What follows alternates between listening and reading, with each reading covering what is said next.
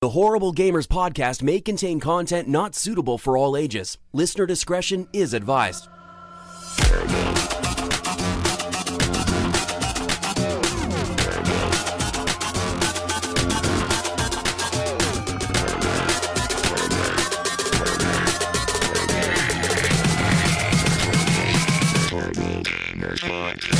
Welcome, ladies and gentlemen, to Horrible Gamers Podcast, show number 267. Being recorded on July the 27th, 2019. I'm one of your hosts, Jesus Gonzalez, also known as Jesus Rockstar. Today, I'm joined by my friend from the West Coast, the best coast, Gunny Chief, Henley Merrill is back. Welcome back, Henley, welcome.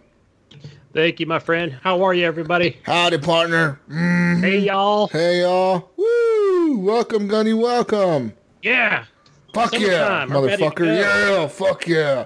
And from Southern California, somewhere in Southern California, I don't know where, Nypron, Jonathan Arcela, welcome, Nypron, welcome.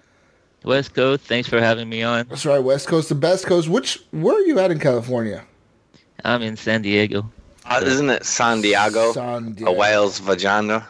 Yes. San Diego. The very corner of the United States. That is the very corner, right? That's like right there in the border, right? San Diego? Yeah. Yeah. I could go to Mexico if I wanted to. You could go to Mexico if you wanted to, but you don't want to. And from Michigan, the state that claims to be part of the East Coast, but they're really in the middle. Hey, we're Midwest. Yeah. East Coast time. East Coast time. Welcome. 8 Mile. And I'm Caddy. And from Ohio, the Mayo. Welcome, mayonnaise. Welcome. What's up, guys? Yes, Ohio. Or should we say artificial mayo? No. What did we come up with on the Epic? Yeah, store? that was we're trying to come up with some Epic names because somebody had to install the Epic launcher, and we almost had artificial mayo, but we just kind of too late. I'd already committed to another one. So you didn't like it? What the fuck, man? No, I liked it because a fake store with a fake name would have been sweet. Yeah. Anyways, people, you can follow us on Twitter @Horrible Gamers. You can leave us a review on iTunes. You can leave us a review on Google Podcasts. You can leave us a review on our Facebook page, Horrible Gamers Podcast. And in that page, you can join the group, Horrible Gamers Podcast Community. It gives you a link right to the group. It's a closed group, so that means anything you post in the group is not visible by people outside of the group. That means if somebody's not part of the group, they won't see all your stupid video game posts. That's right. They don't get to see any of that. Only you do and we do because we're in the group. You can always email us feedback at horriblegamers.com. And you can support this show at patreon.com/horriblegamers. That's patreon.com/horriblegamers. Like Adam Sunday has, Alan maybe H. What do you think the H stands for? Hobo. Oh, jeez. Now you're supposed to treat Patreons. First we have Jonathan D. Now it's Bill Gardner II, Brian Cabeza, David Snyder, Dirty Bite, Evan Tanaka, Henley M, Jesse Kraft, John Jerome, Jonathan D. Hall, Mechmod, Nail Ice Matters, Pork Chop Poo, Robbie Wheat, Steve Something the Mail, and Saber. Woo! Welcome! Woo! Thank you guys. Yeah, the only reason we could give Alan and Jonathan shit is because they're part of that GFNG hobo shit over there. Yeah, we saw Epic Irk over there talking shit about us this week. Yeah, fuck Eric too. I heard that. Shit-ass podcast. I got to listen to that the other day. Yeah, bunch of losers. Anyways, I play Magic. You play Magic? I play Magic. Oh, we all play Magic. Bunch of fucking nerds. Oh, you play D&D, bro? I play D&D. All these card games. Yeah, fucking... You could tell even Alan was bored of that shit. He was like, God, this is fucking lame. What? I forgot he was on the thing. I realized, he hasn't spoken yet. Yeah, Alan was fucking falling asleep over there, too. I mean, I was like, God, I feel bad for Alan right now. Like, damn, I actually feel bad for him. But fuck Alan. That's what he deserves. Just like it's done by Fowler and Tricks, it's called The Breakout, or Artist Thing is done by Broke for Free. It's called Night Owl. And let's talk about video games. This week we've been playing. I played some games this week. Y'all play some games? A little bit. Yeah. Yeah, the video games, huh? Well, I wish I could talk about Wolfenstein Youngbloods. I bought it. Yeah. But why haven't you played it? Cause fuck that game, piece of shit, Bethesda. Fuck them and their bullshit ass fucking ways of doing shit. How are you gonna force people to play shit co-op? Like, you go to launch the campaign and it says play co-op, play online, play with friends, and host a lobby. That's the only options you get. Find a match, host a lobby, or play with friends. It is bullcrap. I did not know that. Yeah, it gives you those options, right? And I think you can set it to like where I can technically I can go like host lobby and then go like friends only or invite only, where it kind of locks it where if I'm playing with AI. But the problem is, all the reviews are saying the AI is atrocious. Like the other chick that you're playing with, the other twin, because it's a co-op game, so you're both in the same mission. You're both supposed to be doing things, and they're saying that the other AI is just too dumb. Like, she keeps getting caught by people. She keeps getting, distracted or alerts the guards, and it's just bad. So I haven't even launched. I don't even know what the intro cutscene looks like. I haven't even started it. I literally downloaded, launched the game, went to the main menu. As soon as I saw that, I was like, fuck this. I need to add friends on the Bethesda launcher. And that's it. So, hey, if you want to play with me, I had the deluxe edition, so that means you get to play for free. Just add me on the Bethesda launcher. It's Jesus Walkslot, just like anywhere else, just like on Steam and everything. Jesus Walkslot, and then you have to download a trial version. I don't know why, but it has to be the trial version. And then I invite you, and you get to play the whole game with me for free. Yay! Oh. Yeah. All right. It sounds to me like kind of like Jesus when you and I are playing Apex. We have one dumb one and one smart one playing together. Kind of. I'm not gonna say who's who, but kind of. Sounds like a way out or something. It is like a way out, but yeah. But a way out really forced you to play with somebody else. Like, you couldn't even play alone. I guess this one technically you can play alone. Like I said, by setting the lobby to invite only, you can play alone. Your enjoyment or experience. But it sounds like it would be shitty as fuck, right? Like, it wouldn't be fun to play that. I think this game is probably built where, like, you and a friend are trying to stealth or something, and one of you screws something up, and you're like, oh shit, okay, fuck it, bring out the big guns, So yeah, there's that. I got to select the character. I think that's all I did, select the character. Is it only a multiplayer experience? Or are there single player stories? It's a story. There's no multiplayer in it. It's a single player story, but it's only co-op. There's no there's no single player mode. You know what I mean? There's no deathmatch or anything like that. Yeah, it's literally just a campaign. It's just a story. That's all it is. So yeah. That's weird. Yeah, you get to pick different abilities, and like you get to pick between which twin you want to play as, or whatever your preferred twin, and they have the blonde girl and then the brunette girl, and then the blonde girl is like, well, at the beginning it tells you, like, it doesn't matter who you pick. Like, eventually both of them get to have the same abilities at the end of the game. Like, it doesn't really matter who you pick. But it's what you're picking is your starting gear. Like, one of them has a sniper rifle and a long-range rifle with the scope on it, while the other one has, like, a machine gun with, like, a big drum magazine on it with a lot of bullets. So she's more of a close-range person, while the other one's more of a stealthy, snipe people from afar. And like the game says, like, it doesn't matter what abilities you pick. Like, there's an ability there that you can pick in the beginning where it's like you can pick cloaking, where like you go invisible, because you're wearing that armor that the one chick from the first game had. Remember the chick that was on your side, the old lady that had that crazy looking armor? You have that same armor in this game, and like you can pick the ability of the armor. So one of them is like, go completely invisible to like stealth and sneak up on people. Or you can pick the armor that, like, it becomes tougher and you can, like, tackle people and knock them over and shit. You can, like, tackle heavy enemies and knock them over and make them stumble. So I ended up picking the cloaking one. And then you also get to pick your sidearm, which is, like, you could pick, like, a machine pistol, which is, like, a machine gun pistol that shoots a lot of bullets or whatever. And then there's a stealth pistol, which is, like, a big fucking suppressor. Like, the suppressor is huge, dude. It's, like, fucking... 2 feet fucking long on this little pistol. It's like, what the fuck you need that big ass suppressor on that little pistol for?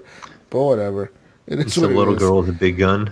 Yeah, pretty much. She has like a huge gun. It looks so fucking ridiculous in her hands. You're like, what the fuck? That thing is like the size of a sniper rifle. What are you doing carrying that? But yeah.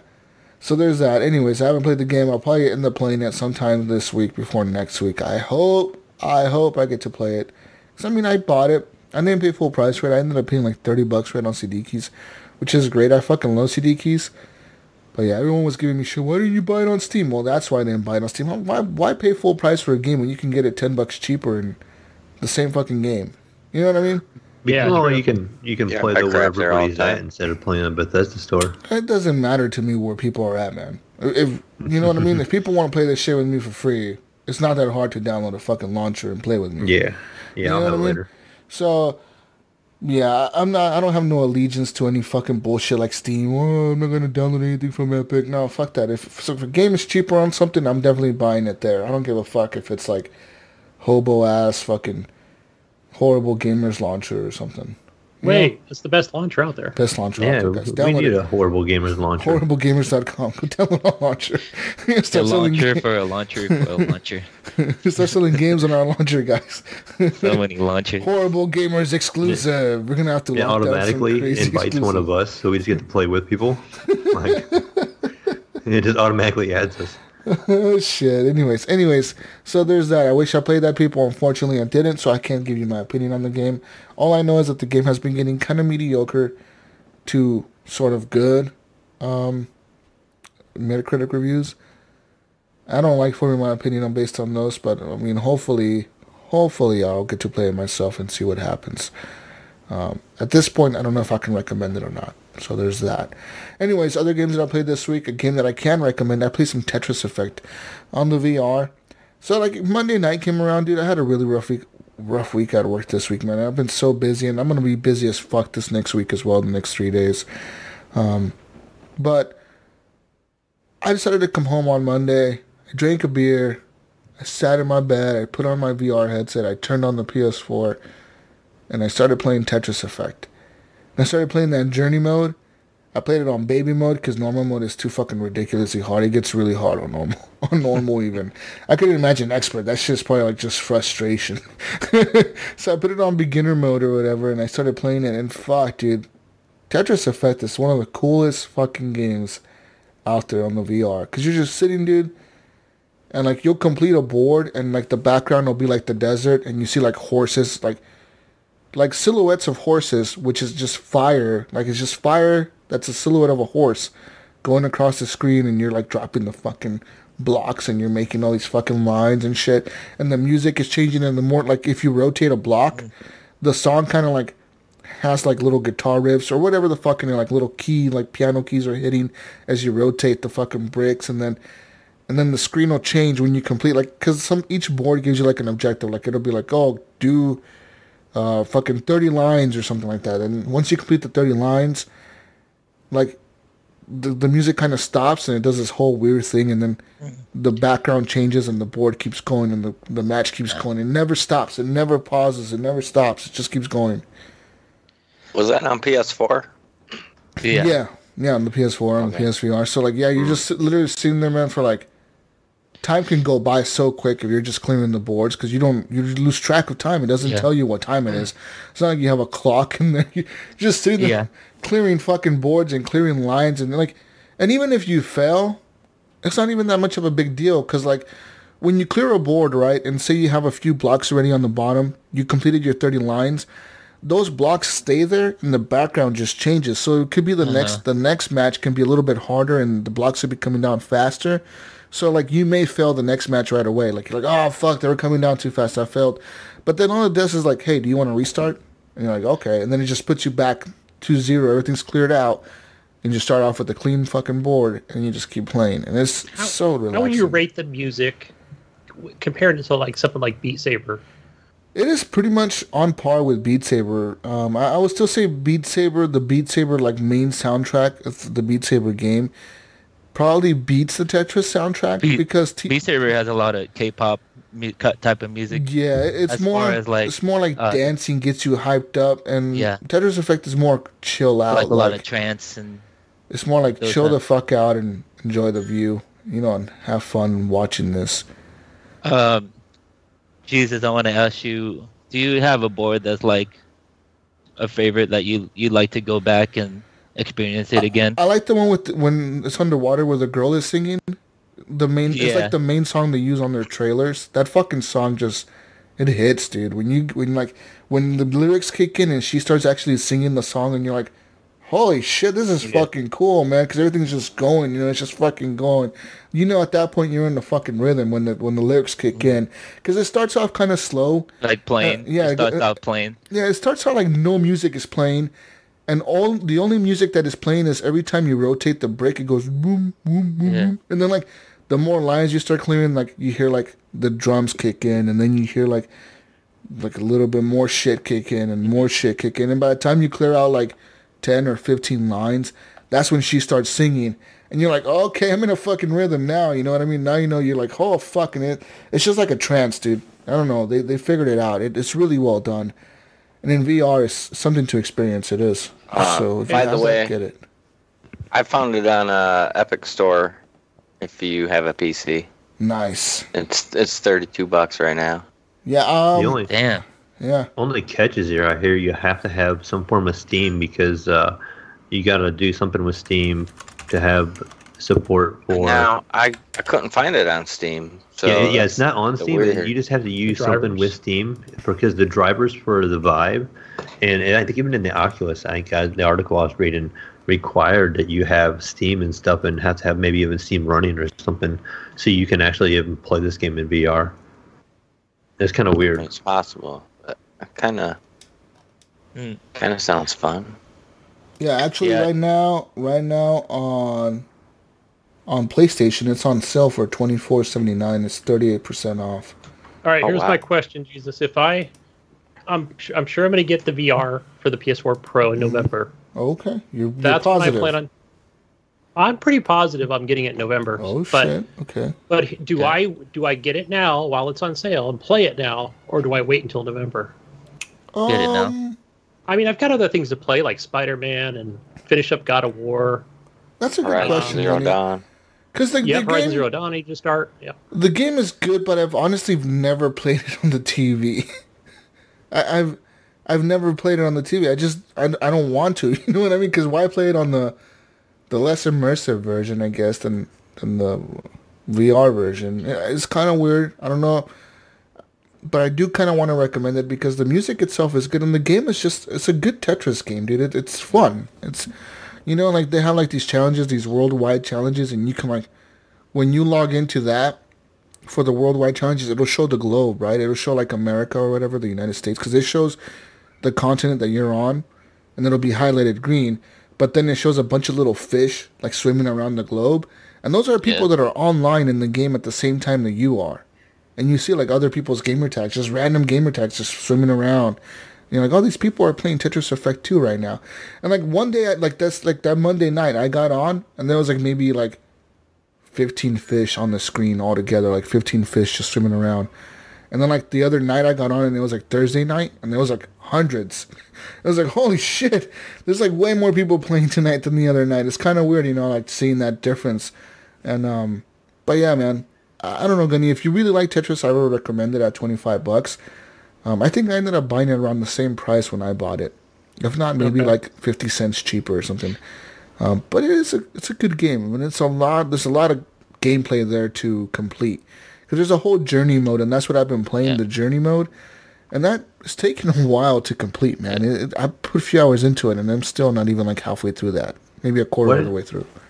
What do you think about like the non-VR version? Would you recommend it in non-VR? Like in my situation where I don't have VR on the PC, would you recommend that I try it without VR? Is it that good, or is it a pass without VR?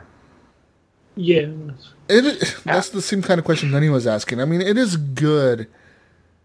I don't know without the VR if it's like that good. I don't know. Have you tried it, Johnny, without the VR? Yeah, well, non-VR, but I do think if you're trying it in VR, it's an experience. It's a different experience than playing it on normal mode. Yeah. It's definitely a must try in VR. Because like in VR, dude, you can literally you're sitting there in the ocean and you're looking around, you're like, what the fuck? I'm in the ocean, and there's fucking whales and shit swimming around you. And I guess you can maybe see that in the screen when you're playing the game. You can see the fish swimming around, but maybe it won't be as fun. You know what I mean? You won't be as immersed. Yeah. It won't be as whoa. It won't be as immersed. Yeah, like whoa, this is fucking cool looking or whatever. But the music is good, and if you like Tetris, then I would recommend it, Mayo. But if you don't plan on getting VR or anything like that, well, maybe not. I enjoy Tetris quite a bit. So maybe I will and try it on the ultra wide, because the ultra wide can actually feel pretty immersive because it's so large and it's curved and it wraps around you somewhat. Some people even will say it's really immersive. It's not like VR immersive, but it's way more than a regular monitor. So maybe I'll see if it has ultra wide support and I can try it on my ultra wide and see how I like it. That would actually be pretty cool, I think. I think I should just probably ship you my VR. Let you borrow it. That would be a good caddy. When you send me the stickers, which we got to talk about yet. That's what I was just thinking. You can just ship me your Oculus with it. If you want to pay for the shipping, I'll let you borrow it. We'll talk afterwards. You gotta send it back too, though. Oh man, this could be a Gunny cheap thing, Don't let Gunny ship it. Yeah, ship it and never return it. And they both involve Michigan, so I don't know. It's something good, and I think it's something fun to experience. I don't know if you played a Caddy on your VR on PC. No, I haven't. I didn't even. Okay. I think it'd be a cool game for when people come over, so I can be check this out. Yeah, because everyone knows Tetris. Yeah. Yeah. Some of the games are too damn complicated for normal people who don't game all the time. No, I agree completely, man. This game is easy to pick up because you don't have to move around or dance around or stand up or anything. You just fucking sit there and fucking play Tetris, So it's good. It's well done, and I'm glad that I played it this week again. Other games that I played this week, of course, I played some more Apex Legends. I was actually playing it right before the show started today. I was kill leader for the whole match until I died. I had 7 kills. It sucks. I died. I get matched up with crazy good people, man. The people I get matched up with is fucking ridiculous. It's your MMR, man. We played. I had a good group last night. I jumped on last night. It was kind of funny because I jumped on by myself, and I'm like, Keddy was on, and Keddy was trying to get it with me to play some Apex. So I sent Keddy a message. I'm like, hey, I'm going to play Apex if you want to get on. And he jumps in, so I'm like, all right, I'm going to try and find one more. So I can't remember who I sent a message to first. I think it was Ghost Nico. So I sent a message to Ghost Nico, and I get no response. So then I send a message out to Nypron. I say he's online. No response. Yeah. Then I see Jesus pops online. And I'm like, oh, Jesus is going to play with us. And so we're like, okay, we're going to get Jesus in. So I send Jesus a message. And then Jesus joins. And then Nypron joins. And then Nico joins. So we end up with, 5 people? And so we actually had to split up into 2 different groups. And but that was pretty entertaining, actually, having a full group like that. And, so good, man. It was a good time.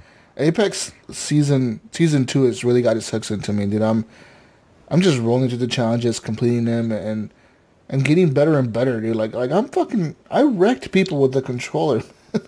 I fucked them up today. Even the people playing with me were how you can chat and type and shit? People were the team that I was with, because when we started the match, the guys that I was playing with, they had thousands of kills. One of them had 1,200 kills with his character, and the other one probably had easy 700 and something kills. So these guys, when I was the one reviving them and saving them all the time, they're like, holy shit, dude, you're doing fucking good, man. You're wrecking these guys. I'm like, yeah. Probably all that practice carrying me. Me and Caddy played today. We played Apex Legends. Oh, you did? Yeah. How'd it go for you guys? No, it was fun. We had fun. I mean, we did terrible, but we were just we first started off playing PUBG. Caddy's speak for yourself, Gunny. Yeah. What do I say? Do we say we won every match? No, I don't even think we were that's the best we did. Top 15, maybe top 12, maybe. Yeah. Top 10, maybe once, but Yeah. I was like pressing every button on the keyboard at that point. Like when we got down to like the last 10 or 12. Damn. So, Jesus, with the controllers, do you find that you have more aim assist using the controller? I don't know if you do or not. People say you do with the controller. That's the reason controller works so well against the PC is because we have aim assist, while mouse and keyboard doesn't. But like I was watching when I died today, one of my last matches. I was watching the person that I was playing with on my team, and that guy when he shot his guns, there was no recoil at all. So I'm assuming he was using mouse and keyboard, but somehow his guns had no kick. He would shoot and the shit would go straight. The gun didn't even fucking move. Like I don't know how he was doing it, but like so I thought maybe for a second he was cheating or something. I was like, is this motherfucker cheating? Like, how is he shooting so straight with like a submachine gun? And he was shooting like really like getting headshots, dude. It was kind of crazy looking. What a lot of people actually learn to do, Jesus, as they start to fire, they pull down on their mouse. So as the gun is wanting to go up, you're pulling down on your mouse. You learn to time it, like how fast you're pulling down to keep the gun completely steady. Is how them guys do it. Because that motherfucker, I'm telling you, he was shooting his gun and it wasn't moving, dude. I was like, that's so like scary. You get a chance to try the training grounds, go into the training grounds, and then just fire the gun at the targets, and get into a practice of pulling the mouse downward as you're firing, and you'll be able to keep it like in one spot as you're in full auto. Are you talking about training grounds like in PUBG, or they have one in Apex? They have one in Apex. Yeah, you can go in there and you can go in there and just shoot targets and run around and climb around. So you can go in there and you can just pick up a gun. You have to do a couple little movement tests, but you run down there. I've been doing this like every day when I jump on. I'll go in there and I'll shoot targets for about 10 or 15 minutes, and then I'll actually jump on my matches. That makes sense. Yeah, so you pull down on the mouse and it controls the your gun from firing upward. So you kind of learn to pace it. You have to pull down, and that's the same way like PUBG and all that stuff. But yeah, because I'm just not good at it. Being a noob, like even today, I was like, all right, I just need the heavy. Screw it, just give me the brown ammo if you have any of that for the heavy. It's like all color coded, which is kind of nice. Mm-hmm. But I realized too that energy ammo weapons are, it takes longer to shoot. They have to heat up. They go, so Caddy probably makes it a little harder. Yeah, they heat up, so you got to get those hop ups, dude. Those hop ups on the Havoc. That's probably the one you're talking about. That's a big machine gun with energy ammo. That thing, you need the hop up, dude. That's the only way you get that thing to shoot like right away. Or if not, it takes like a second to warm up and then it starts shooting.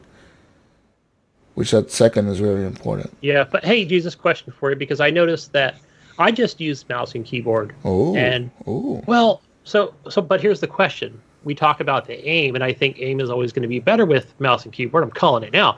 But is it really just the buttons as far as functions you need that you just finding it easier on controller, or is it more for the aim? Because I realize all these specials that you have. I'm like, you got, Q is for the smoke for this one, and then there's Z and X and Y, and I was fumbling all over the place for. I don't like how on the keyboard and mouse you have to go all the way up to number 3 to start healing. Like on the controller, I have it set to this paddle here, so I literally hold this paddle and it just starts healing. And like if I need to switch out my healing to like a battery or a health pack, I just literally hold it down. And the wheel comes up, and I really quick rotate to whatever I want to use, and then I just tap it and keep using it. As far as like switching weapons, I have it set to this button. As far as reloading, I have it set to this button. As far as I think it's switching to my grenades, I have it set to this one button down here. So like if I need to switch to a grenade really quick, I just tap that and I'm just switching. And I don't have to ever move my thumbs, and I never do move my thumbs. When I'm picking stuff up, like I said, I have X set to the back paddle. So it just, I don't know, to me it's easier on a controller. I don't know about you guys. You probably like thinking, you guys I bound my heel actually to the side button on my mouse. That would probably work best. It's my second I didn't button think on my about mouse. that. That's a good point. I need, because that you need to fucking help heel, me with that, man, it sucks. It's all the way to number 3 on the keyboard. It's like, why the fuck is it all the way up there, dude? That shit's stupid. Yeah, I rarely use my grenades because you have to hit G to use the grenade, and it's like I don't want to put my finger all the way there just to use it. I was doing that today with PUBG with map, and I'm like, I had to take my hand off the mouse and move over to press M, so I didn't. Yeah. That's the only reason I don't like keyboard, and and mouse. When in a game that's so fast paced, dude, it's so fucking fast paced. Yeah, I think Caddy was gonna say the game is a lot about movement. It is. Yeah, that's exactly it. Is I think you're moving a lot better with. Like, I wish I could have a thumb controller and then the mouse. Like, that'd just be the killer setup. That'd be nice. Yeah, it would. I remember you saying that before. Actually, when I talked to you, we were gaming together, and you'd be like, "Man, if I could just use this mouse to aim and use my thumbstick to run, this would be sweet." That'd be like the setup. Well, funny thing is, what's his name? Snyder. He actually played the game once like that. So what he did was he connected his Xbox controller to his computer, and he was moving the left thumbstick. And he was shooting his gun with the mouse. Wow. Hey, hybrid. And he said it actually works. Wow. Yeah, I told you can do that in Gears of War and Halo on PC. Because the game knows. Yeah, I've done it before. It picks up the inputs for each one like right away. So it knows. You can switch in the middle of a game between mouse and keyboard. Like just drop one and pick up the other one. So that's what he does. What would he do? Like map all the left side of his controller? Because you only got to have one hand on it for the most part. That's what I'm sure was what he did. Have your other hand on your mouse. Well, you don't have to really map much. Buttons on my mouse. So this is movement, and your D-pad is your grenade, your heal. You don't need nothing else. What's on the right side? Is that trigger, your fire, and then what's the bumper? What's right bumper? No, I guess the right bumper would be your abilities, right? Your abilities. Another thing that Jesus that we can do also is, well, probably all of us, we all have our elite controllers, and we can add those other paddles underneath, for extra functions as well if we wanted to, like we did in Battlefield. That's what I have. Yeah, that's the way I do it. Okay. Yeah. Yeah, like I said, if you have an elite controller, man, use the elite controller on Apex. It works magic. Yeah, because that's the first thing I do is for the right trigger for shoot is I set it to, where it only goes halfway. Yeah. But then the only time I ever have to change is if I'm playing a racing game. So where's that? What is the link here? Let's go look at this. I linked one of them things I was just talking about. Somebody actually makes one. Oh, like a special gamepad. Yeah, it's like a half a gamepad. Oh, damn! There you go. It's so cheap that it doesn't look. It doesn't look real. It looks like a... No, like, that'd be awesome. Look at all the extra buttons. They thought of it. Yeah, they got the X, Y. I buy dumb shit like that all the time. I might have to. Looks like a little snub-nosed 38. Smith & Wesson. Yeah, that's pretty cool. Yeah. For all the viewers, I guess I'll post it in the Discord just because. I have an idea for a hybrid computer / controller. What if you replace the WASD with a joystick? I don't know. But then you couldn't get to all your other buttons. You think? Yeah, so that's where this Griff to Solo gamepad comes in. Yeah, dude, I might have to try that. I don't know. I don't think my brain can figure that out. Can differentiate. I don't know. If you think of how much your brain is working to use little keys like that, ASWD, Q, E, R, control, left control, Z, X. Is it picture sideways, or is it? Yeah, kind of yeah. It'd be like pointing off to the right. Yeah. Okay. Yeah. I don't know. But I mean, it looks something like that might work. I mean. But yeah, so Apex, dudes, I've been having lots of fun with it. Blast, good game, great game. Look forward to playing more of the season. How many days are left? How many days are left? You'll have to play with me. Yeah, how many days are left in the season? Quite a bit. I thought it was like 70 or something like that. Okay, I'm still doing good. All right, because I'm level 24 now, or 23 on the Battle Pass. So I've actually went up a few levels. Didn't Season 2 come out last month? How long ago was it? Yeah, it came out last month. Last month? Well, no, it came out this month, July 2nd. So every 3 months is a new season? Yeah. Yeah, roughly. Okay, that's pretty good. Yeah. Speaking of far behind. Seasons, I think PUBG season 5 is now beginning? 4. 4? Well, no, they already announced their season 5 update. You see that? No, I haven't seen anything on that yet. So they were. We'll talk about it in the news, but there's some funny shit about season 5. Anyways, what else did I play this week? So I played some Apex and that's. I also played some Hell Let Loose. That's that one game that I talked about a few weeks ago. That's like a World War II simulator type game. So game is fun as fuck. It's on sale once again, half off or something like that, or 20% off or 10% off from $29.99. It's a preview game, or I guess pre-release or whatever the fuck. You know, one of those preview early games. Access. Early access is what you call them. It's one of those. They actually have it on sale because this week they've actually released a new Utah update. So the Utah update is, I believe, the landing on Normandy on the beach. And you play as either the Germans or, I think they call them the Axis. They don't call them the Germans. They call them the Axis forces or the United States. And you can pick each team. Today I actually played as the United States. And it's dope, dude. You land in those fucking watercraft, amphibious fucking things that the doors drop. You just gotta run onto the beach, and it's fucking mayhem, dude. You just have like the machine guns at the like way out there, dude. It's a far run, man. It's not like right there. Like you have to run a fucking distance and get past all these like fucking barriers and shit to get to your objectives. And you got your squad leaders calling out orders, and your commanders, telling the squads where to go, and it's pretty hectic. Hey, question for you real quick, because I've been watching one of my favorite streamers play this, and I did notice like he was running a lot, but he was having a lot of fun with that new update. Oh, it's but do you good. think in any further update, they'll add some kind of vehicle or something to get you into the fight faster? Well, that's the thing. They do have vehicles. They do have tanks in the game. But only the tank squadrons or the tank squads can use tanks.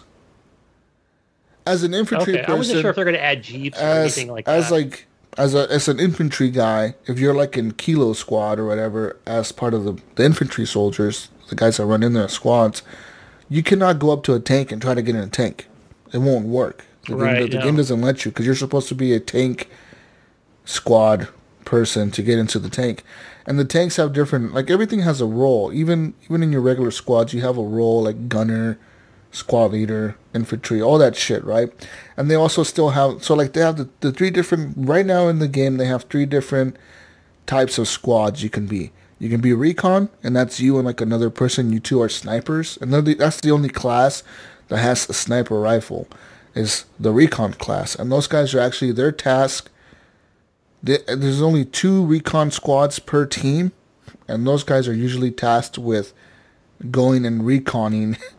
Well, that's what their fucking job. They're supposed to recon the battlefield and try to find like, all right, guys, like these guys are moving up a tank to this location. You should probably tell our tanks to come this way or whatever. They're supposed to be like spotting the enemy, because in the map you cannot see where. All you see is your side of the map. Like as soon as the battle starts. In this Utah update, all you see is the water. If you pull up the mini map, your map, all you see is the water and like the main beach. Like that's all you see, and all you see past that is gray. It's like all grayed out. Fog of war. Yeah, it's fog of war. And then as your recon teams get in there and they start pushing into enemy lines and getting behind enemy territory, the more shit they tag back there, the more the fog of war starts clearing up, and you start seeing, okay, there's a bunker here, there's a bunker here, there's an entrance here to this bunker. So it's a lot of like strategies like that, and like I said, as a squad leader, you have to be paying attention to different squads and all kinds of shit. The team that I played with today was actually a little bit more organized than the team I played with last time, Mayo. So because actually I ended up switching squads from infantry to a tank squad, and you don't want to be a tank squad in this update. It sucks driving a tank because you can't go anywhere in a fucking tank. You're in the middle of a beach getting shot at, and mortar fire's coming down on you, and you're getting fucked up. And yeah, I remember I was in the tank squad, and there was one other. My partner was on the gun, on the tank, and I tried driving the tank. It's really complicated. I don't even know how to drive forward or backwards. It's like I was just the commander. We're just sitting there. I was just the commander telling people where to go. So and then like we died, and I couldn't find my tank. I couldn't fucking find it. I was like, where the fuck is the tank? I was running around the whole beach trying to find. It was like I spawned because you look at the spawn points and you can see where there's vehicles. There's a tank here. There's a whatever here.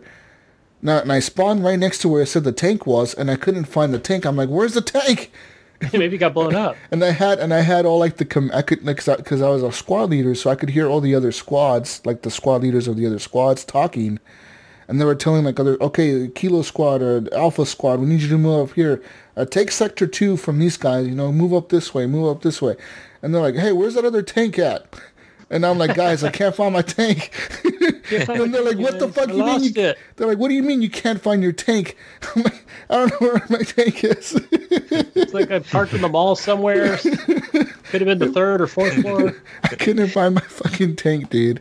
So yeah. I'm a bad tank commander. Not a good tank. You're commander. fired. Is there a limit? And like you say, there's different, like say your different squads. Is there a limit how many people can be in those squads? Like, yes. Okay, so like if you have a class you like, you may not be able to necessarily play it. No, yeah. You can't necessarily play all of them. The squad that has like the most flexibility in that is the infantry squads. They have the most flexibility there can only be one squad leader. So if you really like being squad leader as a soldier, it's gonna suck if you don't create your own squad, or like if you get in there and the squad is already maxed out. You can't make any more new squads and everyone's maxed out. You're stuck playing something else, but you usually can play as a infantry guy or like a medic or something like that. Usually can you join an ongoing match? And if so, once you get into that match, can you choose what's available? Yeah, you can totally join an ongoing match. Use a server browser, join an ongoing match, and then just get in there and start fighting. There's usually 100 players in a server, I think. It's a 100 player match, yeah. So it's 50 versus 50. Like I said, recon squads are the ones that only have a limit of 2 people per squad. Tank squads have a limit of 3 people per squad. There's the commander, the driver, and then the gunner. And then, the regular infantry squads have a limit of 5 people. The squad leader, the gunner, the 3 other guys that do whatever. Infantry, fucking soldier, whatever, rifleman. Fun times. Yeah, I'm still on the fence about it. Oh man, it's a hardcore game, dude. Early access still. The game is actually really doing really well because it's actually hitting the milestones that they put out. You know what I mean? They said they were going to do this Utah update on this day, and they actually did it on that day. Most games don't do that. Cool. You know what I mean? Some games just don't. They don't hit the fucking milestones. They don't hit the goals they're supposed to try to hit. And this game does. Look at Anthem. It's been 3 months, and what the fuck has released for their roadmap? Nothing. I haven't heard anything. Exactly. It's dead. Sad. Anyways, what else I played this week? Oh man, not really much else, dude. I've just been, like I said, just hanging out here at home, working a lot. Sucks ass, but whatever. But I look forward to playing some more games. I'm thinking about buying that Wolfenstein game on the PSVR. That fucking mech one where you're like in the mech suit and fucking the Nazis up. Like that shit looks cool, man. I thought I saw it on Steam too. I saw it somewhere. It probably is on Oculus or whatever, on Steam. It probably does. It's $20 on PSVR. That's actually really cheap for a VR game. Yeah. So I might get that actually because I thought it was going to be like a $40 game or $30 game. It must not be very long if they just released it for $20. It must be like really short, like an hour short, maybe less. That's how short the game probably really is. You know what I mean? It's probably like one level you can go over and over and over and over and over. But whatever. Yeah, we'll read that more next week. Yeah, we'll see if I get it. I'm also looking forward to the other games coming out soon for the PSVR, which is like that Iron Man game. Oh, yeah, I'm cool. looking forward to that one. There's that. And then, what's up with No Man's Sky? What's going on with Hello Games? Yeah, still nothing we've heard. Still nothing. Usually, after their major update, that's been it. Well, no, they're supposed to drop their newest major update, which is the VR update this month. I mean, everyone thought it was this month, but they've been really quiet. They haven't said anything, so... Ever since they got their billboard from their biggest fans, it's like they shut and locked the door after they said, "Oh, thank you." They shut the fuck up. But yeah, I mean, it's been usually they release their updates between now and like 30th of July or whatever, or 31st, and they haven't. So I don't know. Kind of 4 more days. We'll put them on a time limit, Jesus. We're giving you 4 days, No Man's Sky. We're taking the billboard down. We want VR. Fan appreciation billboard. And Gunny, guess what game I bought on my phone? Guess what game I bought on my phone? Dead Cells? Nope. What game was I giving you shit for buying the other day? Oh, Balloons. Yeah. Balloons TV Battle. Yeah. No way. I bought it. It's actually pretty fun. 6? It's actually it's actually pretty fun. We gotta play that. Now you know I'm an old guy, so it's hard as fuck for me to play it on the phone. My iPhone 7, but I love playing that on my iPad. It's pretty chill on the phone, man. I'm just sitting there putting things down, and it's actually really fun. And it's a lot more fun than... So I remember playing this game like 10 years ago on an iPod Touch. Literally 10 years ago. Yeah, it's been around for a long time. More than 10 years ago, like 11 years ago now. I remember playing this shit on an iPod Touch walking home from school and shit. So... walking home from school and you hear that Mayo was graduating college and shit. No, but you know what's fun is it would be awesome if you could play with like 4 people. But I mean, just playing 2 and playing deathmatch is a lot of fun when you get to like level 35. And it's just utter chaos. And, and it's a phone game. So it's not like there's going to be, with all that shit that's going on with zeppelins and bombs and rockets and gunfire and cannonballs. It's still going. Still going. Yeah, it's fun, without a hiccup. Yeah. So. Anyways, that's all I played. I know I can see Caddy over there all fucking pissed off at me. Taking too long. Yeah, I'm pissed off you didn't invite me to Apex earlier. Oh, shit. I didn't fucking see you on. You're not even... Are you even my friend on Origin? No. What the fuck? How do you expect me to invite you? Speaking of that, I was just trying to add you on the... for the fucking Wolfenstein, and I don't know how to work that launcher. Yeah, that launcher's so weird, man, because it's a really weird launcher because when I go to click on the store tab, it opens up a web page. Yeah, exactly. That's what I was like. What's going on here? It kind of works in... Bethesda is really weird. But one thing I do like about the Bethesda launcher, they actually thought about integrating the controller with it. So, like, if you're using an Xbox controller on the Bethesda launcher, it works just with, like, you can just use a controller and work the whole launcher with that. Jesus, you can do this on Steam. But Mayo, on Steam, if I press the Xbox button in the middle of the controller, does it close the launcher? I have no idea how to use the controller on Steam. It brings it up. I know that, doesn't it? I know that on Bethesda, if I press the little button in the middle that, the Xbox logo, I press that, it shuts down the launcher. Like it knows I want to back out to the desktop. I think it will on Steam. It brings up that big picture. Yeah, I'm not really sure. I've only ever just tinkered with it. I don't believe you guys. Fuck Steam. Fuck. I'm anti-Steam, motherfuckers. Woo! I'm gonna get you on the GOG. I'm not. Launcher.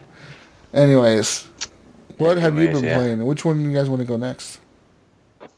I don't know. Gunny go. Gunny go. Gunny, you look excited. Me and him play a little bit of the same shit. Let me tell you what I've been playing. I finished Detroit Become Human. Ooh. Don't give out no damn spoilers, you two. Shit. I had to fast forward last week like a whole bunch because I didn't want to hear a bunch of shit. I thought I was pretty much mostly spoiler free on. Yeah, on you probably were. I was just on the podcast, but I don't know. I was just trying to. I'm gonna wait till winter to play that. So I'm surprised you finished Detroit first, then God of War. Well, so I'll tell you what happened. Like I said last week, it's a fucking movie, man. I'm gonna get on this God of War. I'm gonna play this first, and then I was gonna move on to another game. But Jesus was like, no, go play Detroit Become Human first. But I'm really glad I did because it's actually only about maybe 8 hours long, and I was immediately drawn into the story of it. And, the controls are good. I had zero problem. Well, okay, so with the controls, as long as you know what they are, like when you're in a fight, I always forget, like, what's square and X, right? X is the one that'll fuck you up at first. And that's the other thing. I wonder if, since I didn't know the controls, would I have had a different outcome? But I was still, like, super satisfied with it. I'm like, all right, this is the outcome I got. But man, maybe if I knew the controls, I would have had a different outcome. Maybe not the better one, did you get a good ending or a bad ending? No spoilers. How would you? I mean, just either one or the other. Is it good or was it bad? It's bad. I would say it's bad. Was but it bad for the androids? It was just bad ending. It was a bad ending, and I made man. And I think I made the choice that I made was, you know, I don't know. I just kind of went rogue. Let's say that. Oh, okay. I know what you mean. I'm the rogue choice that I made, and I made it both times, at least twice. Yeah, I got the really good ending for like everyone. Everyone was super happy in the end. Like everyone's happy. Everything is awesome. Pretty much they were singing that song. It was all like super depressive. It went fucking downhill the last 30 minutes. The last 30 minutes for Gunny was everyone getting shot and shit, fucking dying and all kinds of fucked up fucking ending. All kinds of fucked up stuff. But let me tell you, I was super... I mean, I enjoyed the experience overall. I want to go back, actually, at some point and replay it. Well, that's a good thing, man. A different ending. I'm glad that you just stuck with it and then finished it and played it. Got what you got. You know, I definitely want to go back and play the game again and see if I get a different ending. Because sometimes I feel like we make decisions based on the mood that we're in, and maybe if I'm in a different mood, I'll get a completely different type of ending for the game. You know what I mean? I don't know. It wasn't like I was in this like downer mood, and so I wanted to make all these like negative. But you didn't know the controls, Gunny, so it could have been like the controls fucked you up. Maybe you would have got the good ending had you not messed up a certain thing. That's true. Like if I would have, and I wasn't like upset at myself that I was like, "Fuck," you know, like I kind of lost this fight, or yeah, it wasn't like that at all. It was just more about like I just wanted to keep going with the story. That's what I love about these games. I've been playing. Oh, actually, this week I played a lot of Heavy Rain. I haven't finished it yet. That game is fucking long, but I'm near the ending, I think, and like I'm getting completely different things that I remember the first. I remember the first time playing it. And I remember some of the sections, you know, like they come back to me, and I remember to myself like, man, last time I did this, what the fuck did I do here? Did I jump off the roof or did I surrender to the cops? What did I do? And I'm like, fuck it, I'm jumping off the roof. Like I put myself in the position of the people in the game. I'm like, if I was really in that situation, in that point in time, what would I do to like save my kid? Like, how far would I fucking go? Right. Yeah, you would go pretty fucking far, right? Yeah. So I was like, fucking jump off the roof. And like, I'm just making these crazy fucking choices, but I don't know if I made those choices the first time around, which ended up getting me killed at the end of the game. So I don't know what ending I'm going to get. It's kind of exciting for me to play that again 10 years later. Yeah, and watching that playthrough you know, like even 10 years ago, like it totally gave me a new perspective on video games, you know, how we kind of integrate story and gameplay. Yeah. But back to Detroit Become Human. Jesus, I'll tell you what, I mean, this game is a real mindfuck. Would you agree? Oh, it is. They all are. I mean, even Beyond Two Souls is a real mindfuck with the chick finding out that the ghost is like a twin or her twin or something, and Heavy Rain's a mindfuck with the serial killer and finding out who the serial killer was all along, and you know, like the mind games that David Cage plays with you in these games is pretty cool. Yeah, like I'll tell you, I thought about this like all week even, and I think it was like even after finishing it up on Sunday or Monday, like even Wednesday, I was like trying to like just thinking about like you were thinking about it, game? Huh? Yeah. Oh man, like I could not stop thinking about it. Like, and I thought about it like Wednesday, and I was even going to message you, but I thought I'd just wait for the show. And that was that. I'm like, okay, so is this really about how we treat each other and not robot androids? Yeah. I don't know. Did you kind of come to the same conclusion on that at all? Yeah, like it's about like I feel like the game is about racism and how we see other people as different based on the country they're from or the color of their skin or how they are. They're different than you, so you don't believe that they're you. You know what I mean?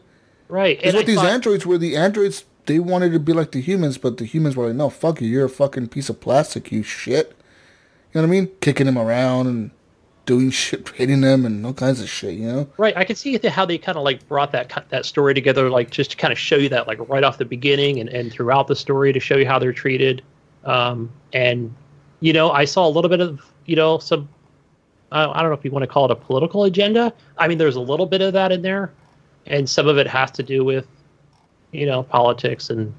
Yeah, I won't go any further with that, but that's what I thought. There's a story there about like racism and shit, but like towards robots.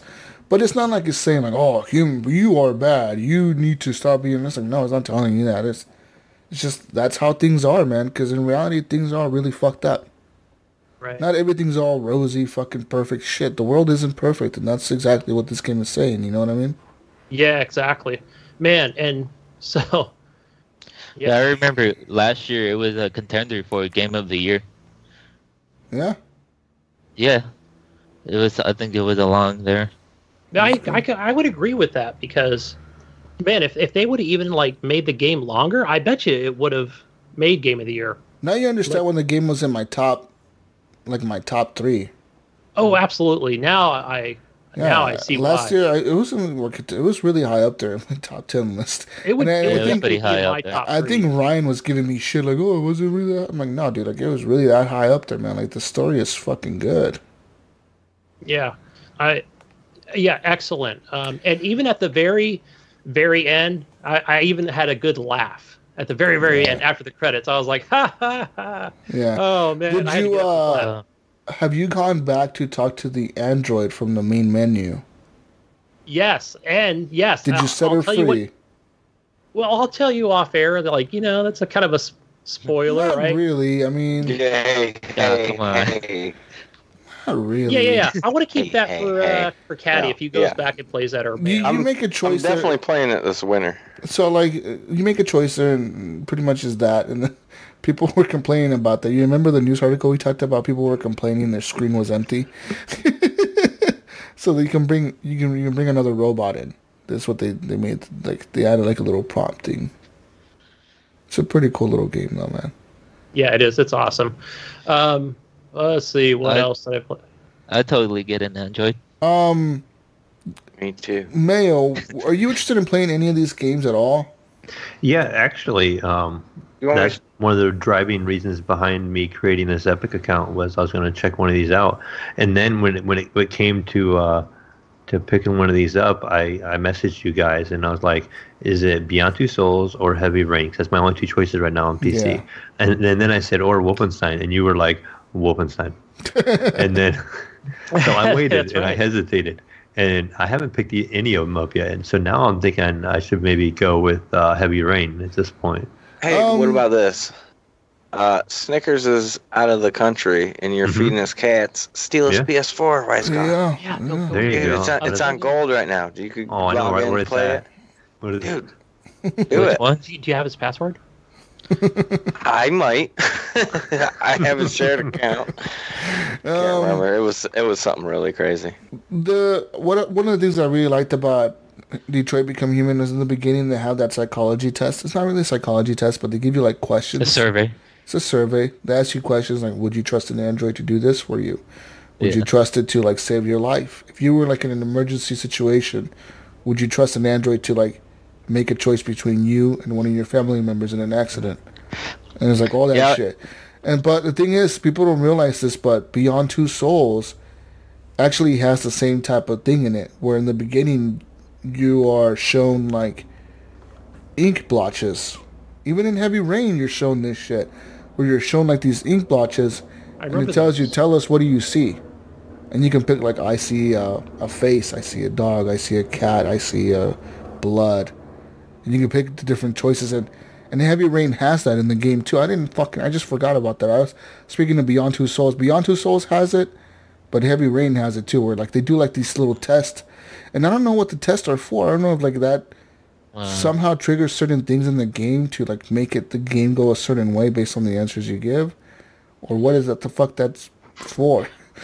I remember taking the survey, and I think halfway in the survey, I accidentally hit circle. And I'm like, oh no, I didn't finish the survey. I don't know if it's gonna come back later or. Yeah. But there's good question. I don't know if that survey even affected my game. Yeah. Have you guys ever tried the game Late Shift? I get that kind of vibe. It's free somewhere. No, it's not.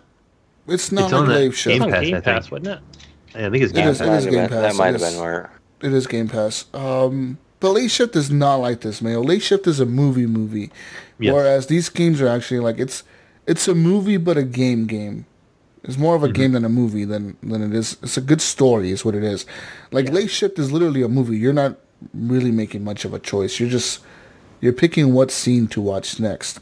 Where this one, there's moments where like you have to like make a choice. Like, am I going through with this fucking Saw situation? Like the movie Saw. Like, am I going through with this situation? Am I cutting my fucking leg off to save myself? Or am I just going to sit here with the saw next to me and wait to see what happens? Bleed out, yeah. Bleed out to death or something here. You know what I mean? What the fuck am I doing here? And the game will let you do that. It'll be like, okay, you don't want to cut your leg off? Okay, but we'll continue the game.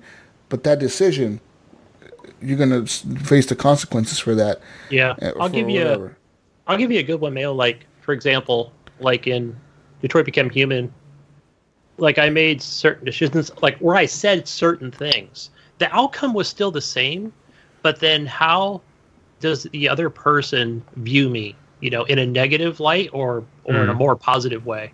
And from the things that I said. Yeah. And in turn, that can affect how they help you out later during another scene. Like if something comes up and they need to help you, are they going to help you out because they liked you? Or are they going to just totally like give you up to the cops? Do they trust you? Do they not trust you?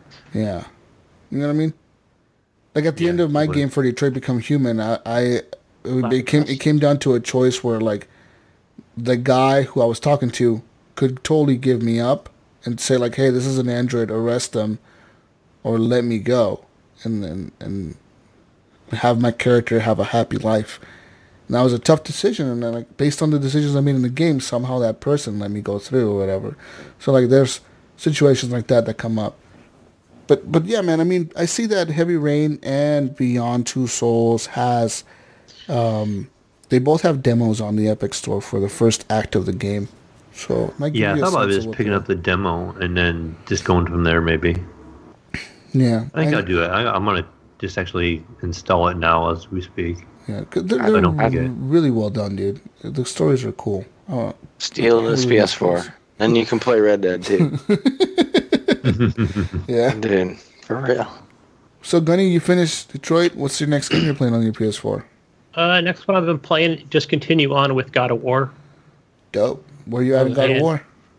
I'm still pretty much the beginning. Like, I got to my first puzzle where I need to unlock, find these 3 symbols, fight more enemies. I was like... The symbol is attached to like a pillar, and then you got to throw your axe. Yeah. To the circle with the symbols. Correct. You gotta match. Yeah. And then then it opens up a chest so you can get more whatever it was, like a coin or like whatever you use to upgrade your weapons. Oh, and then I did run into the vendor, and he's got like that creature that carries all his wares. And like you meet him on the bridge, and then you kind of help him scare off whatever creature's hiding in behind the trees, and then you get to this location to where you can purchase wares from him. Oh, okay. But I think it was, what is it, the runes, I think, and that's what you can put in your weapons. I'm not sure what else you could purchase from him yet, because I need to go through another, I'll just say dungeon, and then go, looks like I'm going to go back to him at some point. Because one of the things he does is like I bought something to where it adds like ice or something to my axe, so when I throw it, it'll freeze them up. So, which is pretty cool. Like the combat is pretty awesome. Like my kid's pretty impressed. Like, oh wow, man, you can actually just throw that thing like Thor, the way that thing just swings back, and the audio and the. Are you at that point where you can buy more abilities and then you can start messing with different abilities with your combos? Yeah, I don't know about combos. Maybe not quite there yet. So, okay. I suck at combos with shit like that. I'm just pressing what is it, R1 and and X or whatever it is, and just kind of the long attack and the short attack. Yeah, because you're gonna need to do those combos. Because when you fight a Valkyrie, like you're gonna need like all the combos you need to fight or to beat a Valkyrie. Right. I'm not looking forward to that. It's really hard. I really hope it's not like like a true like fighting game style thing. But if it's easy enough, like if they put it on the screen for me, press X, press circle, right one, I can do that. Yeah. But yeah, still progressing with the story. I'm gonna play more of that this week. Again, with Caddy, played some Pubg. We got our butts kicked in that. And that's when we went over and played some Apex. On PC? Yeah. Oh, Sorry okay. I didn't send you the invite. I didn't see you online, bud. Let's see. What else did I play? Oh, so I fired up Surviving Mars today. And really, this is probably like the 5th time for me to actually try and get in and like get an actual game going. And me too, bud. and it was like I went through that, like the tutorial, like it teaches you all the different things, and which I don't like. It's a lot of like right clicking on the mouse, and maybe it's easier on Xbox. I don't know. Do you think it is, Caddy? Did you say you played it on Xbox? I played it on Xbox for just a few minutes, and then I played it more on the PC. I think it was better with the mouse because you could like move around a little better. Yeah, that was my thing, because it seems like you're in that big space to where you need to get some supplies. Yeah, from one end of the map to the other. And like them stupid pipes and shit. Like that seemed a lot better. Like moving pipes around with the mouse. Yeah, but I don't know. I after like 2.5 hours of playing that, I just got bored with it. I've seen this game for $5, like all over the place. Actually, like the physical. It's on copy Game for Pass. $5. Yeah, I know. I picked it up for $5. We have this store called like Five Below, and they owe every once in a while. Yeah, and they had a physical copy, and we bought it for $5 like a month before it comes out on Game Pass. Then it comes out on Game Pass. It's like the only physical copy of an Xbox game I own. Actually, that's not bad. I think I bought it like the same time it came out on Game Pass, but it was on the cheap anyway. I might have picked it up on CD keys or just straight from Steam sales. Like I had pretty good hopes for it, but I'm into City Skylines pretty heavy. I play that a lot. That's definitely like my go-to game. I can play for 3 or 4 hours at any given moment. Same here. But no, Surviving Mars, it's not grabbing me. There's just whatever it is, the learning curve. Send your rockets back to Earth. I didn't even understand that part. Yeah. I guess it just gets like, it can come back with supplies that you need, like the polycarbonate, and like I noticed I was always running out of machine parts. But you can't build a machine part maker until you have this certain thing done first. So it's all done in steps. So I think I just need more patience with it. Have you played any of the Annihilation games? No, it doesn't sound familiar. Like the really old one was called Total Annihilation. The one that I've played lately is Planetary Annihilation. But it's kind of like this game seems like a mix of that and City Skylines. Like Total Annihilation's like kind of type where you gotta like have a base and like mine the shit around and then build bots and like go out and wipe stuff out. Yeah. That was the other thing too with the bots, because they're automatic. Yeah, I gotta it's hard to understand what you gotta transport them. Like I get that part, but then they automatically do what they need to do, like as far as building things and moving, your rocks around or steel or some shit like that. So, but yeah, I don't know. I might come back to it in a couple of weeks, but I ain't got time for that, man. I want to play some fun games. Yeah, exactly.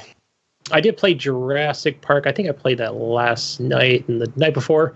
That game is still a lot of fun. I did unlock my second map. So now really? I'm at that. Finally. Nice. Got the second map unlocked, and like it's got like this cool weather effects, and the screen's kind of got this reddish tint to it. So all your dinosaurs are going to be angrier now, more ornery. So I'm probably going to want to eat some people, which is cool. But yeah, I'm going to start growing more dinosaurs. And what else did I play? Some Borderlands 2 with the Mech Mob.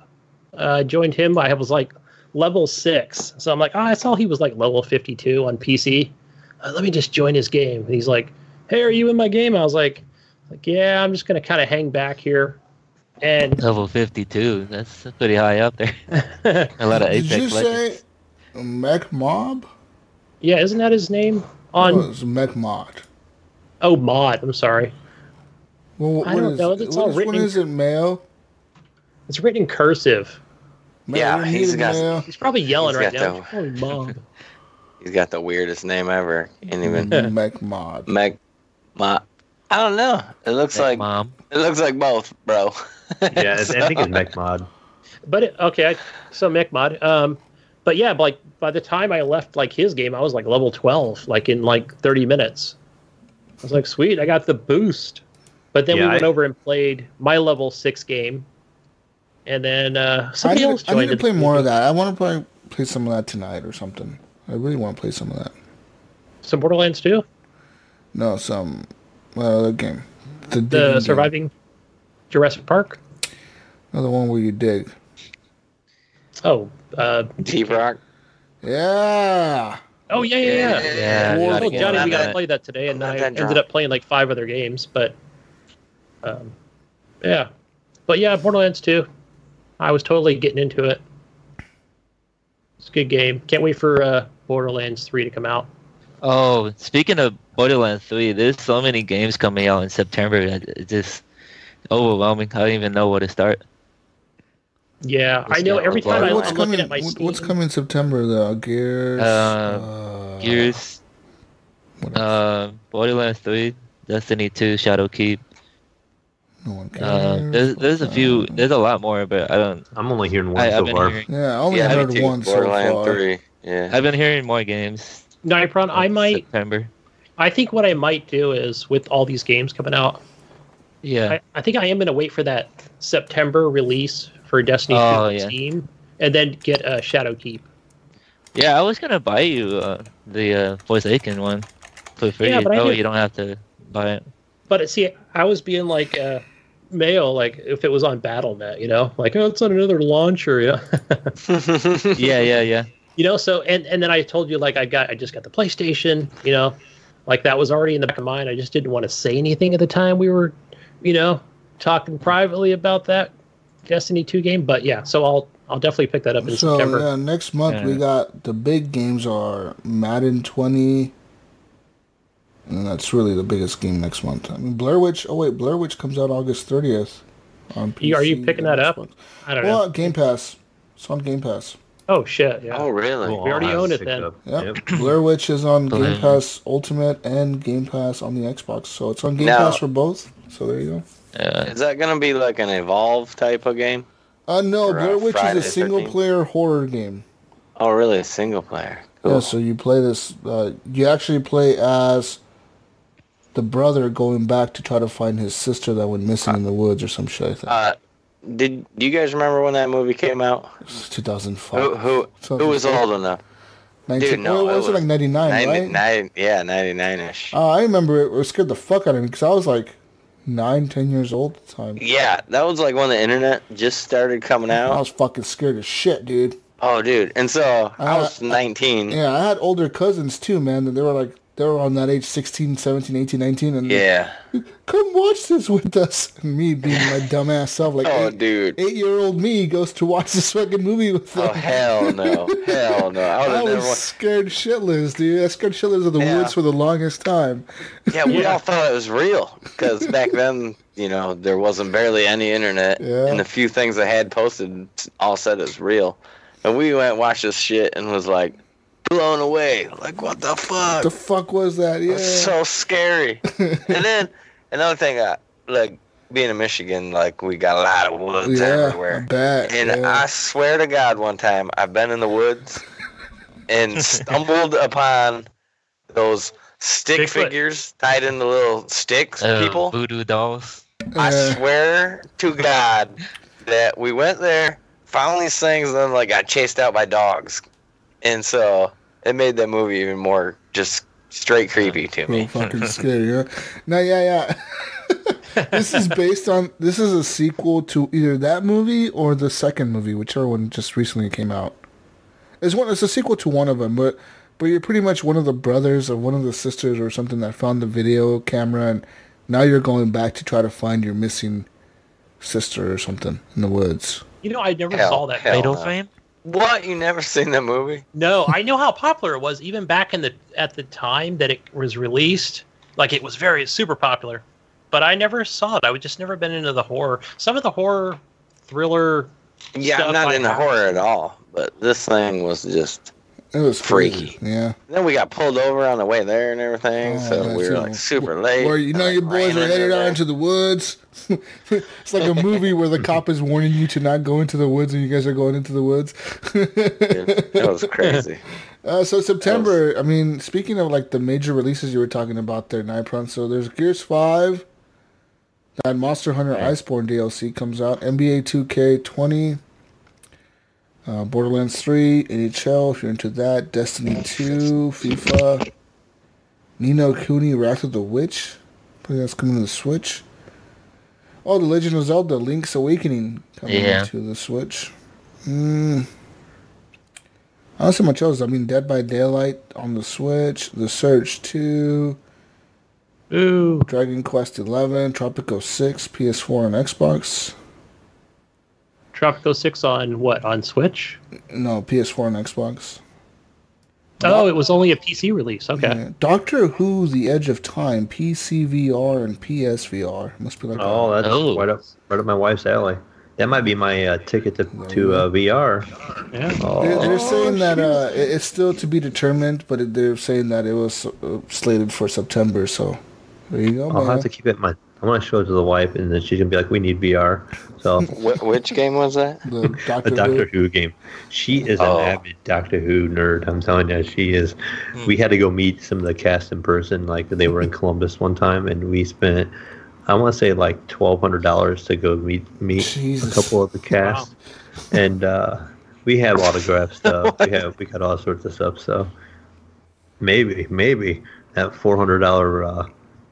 Oculus or like the $500. I know somebody that can send you one. So yeah, we'll talk afterwards.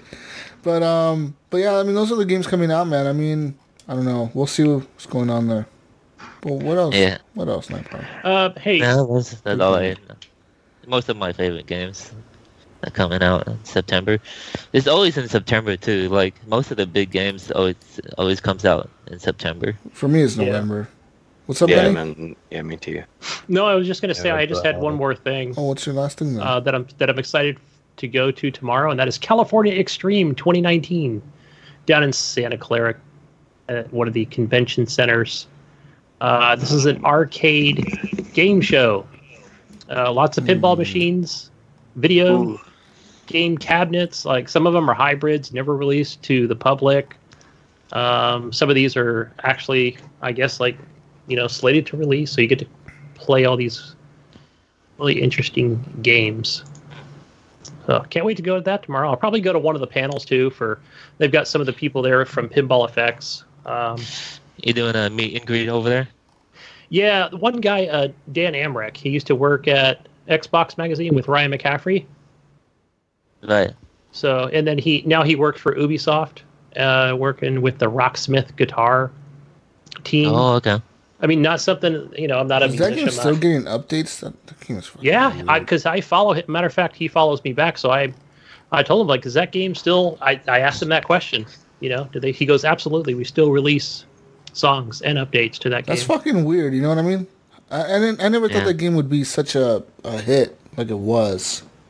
But I think what it is, I didn't ask the next question, but it's Ubisoft, right? They want to support every game. Yeah, I guess it's all about it's their new strategy or whatever, to support their games forever.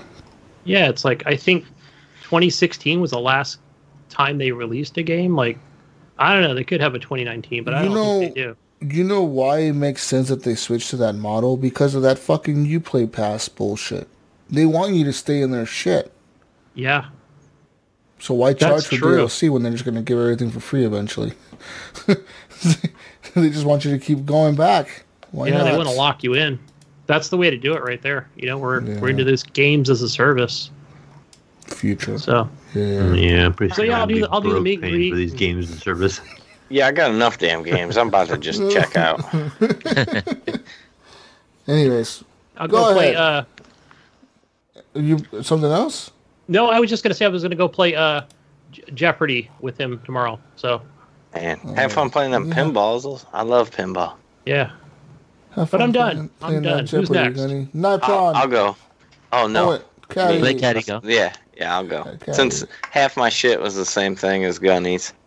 I did play that surviving. Actually, I want to talk about the Humble Bundle. You guys don't ever really talk about that much. Humble Bundle. I don't ever buy games. You guys ever do Humble? I mean, $12, and you get like 5-6 games. It's not too bad a deal.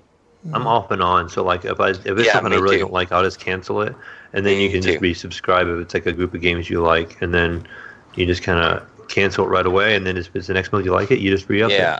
Last month was, I don't know, Black Ops 4 and some other bull crap, so I canceled that month. But this month was Kingdom Come Deliverance and Surviving Mars, which you already had Surviving Mars on Game Pass, but whatever. I don't care. And $12 for Kingdom Come was pretty decent. That's a good deal. Yeah, it's a good deal there. That game is pretty damn hard. Played like hour and 45 minutes. How far did you get? Kind of just getting through the tutorial. Have you learned to read yet? No. Shit just started going down in town, and like I ran out of town with somebody's sword that was really fancy that my old man just made. Did you? Okay, so you're in that. Did you make it to the other castle to warn them about the people coming? No. So here's the thing. I ran out. Because that's where I saved it. It's the first day I quit, and we got raided. You know what? I'm going to get Humble Bundle just to play this game on PC, because I really like this game. I actually played it. Yeah, really? I played it a lot on the Xbox, dude. Yeah, I really like the game. Yeah, a couple things like I don't know. Where I saved it, first of all, I'm half Czech, so I had to buy the game regardless. So it's like the only Czech game I've ever played. Yeah, and the people were giving him so much shit. I feel bad for the devs because I mean we had their community manager on our show, and he came to talk about the game. I remember this. He did an interview, and then like a month after that, or 2 months, or a few months after I think it was like a month before the game released or something. The people started giving the game shit because it was all white people.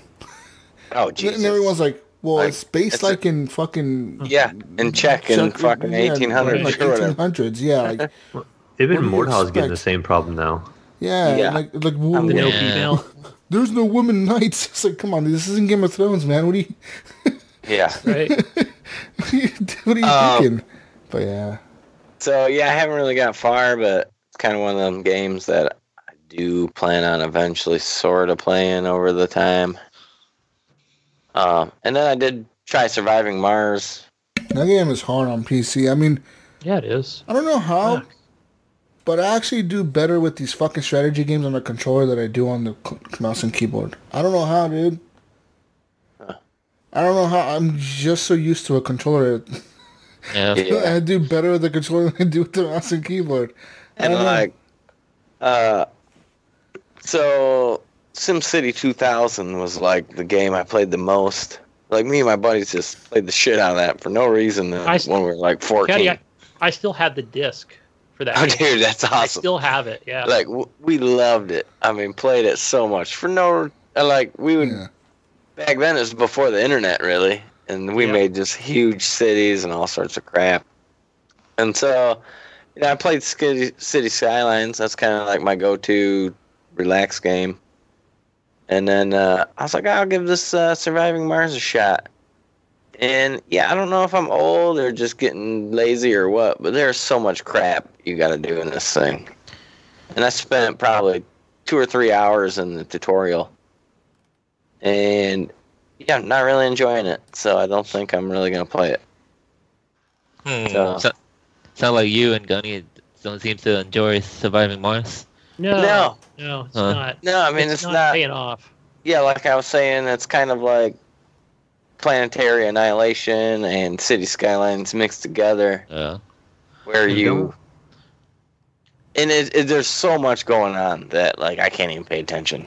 Cause like you got to reload rockets, and you have like quarry pits, and you have all these drones running around, and I can't control half the drones. Some of them do automatic shit. They do automatic stuff. The thing is, the drones are all they're designed to do is move supplies. They gather resources that you mine, so you got to deploy those. You got to deploy those. They build things, and they also get supplies. So if you're building a mine, you want to build a power line to that mine to power the mine, and then put like a little drone hub close to the mine, or have like a drone hub that covers that area so they can collect it. I don't even know. I don't even know how to get more drones. You have to build drone hubs with the supplies that you gather from the other areas. So the drone hubs make more drones? Okay. Correct. I knew the drone hubs controlled them. I did figure that part out. Each drone hub, when you build a new drone hub, it comes with 6 drones or something like that. But you can upgrade them to have like 2 more drones each, so they can have 8 each. Eventually though, like it does get to the point in the game where like you just run out of resources so badly. Like I said, like the furthest I've ever gotten in the game was I had 4 domes or 5 domes, like the big domes, and I had like all my scientists in one dome, all my factories in another dome. I had the domes connected with tunnels and shit. And ended up in a situation where like I had no resources left, and I couldn't expand out anymore because of the terrain. It was just like all fucking cliffs and shit. I couldn't build around that, and I ended up like killing people. I ran out of money because I had no more money to fund shit. So I like shut down a dome and just watched the people die, and then shut down the next one, watch them die. Yeah, I wouldn't doubt it. Shut down the next one, watch them die. Because you might swear I'm gonna lose. I might as well just like fuck it, just fucking kill everything. Might go in nuclear mode here where everyone's dying. Yes, it's like Frostpunk.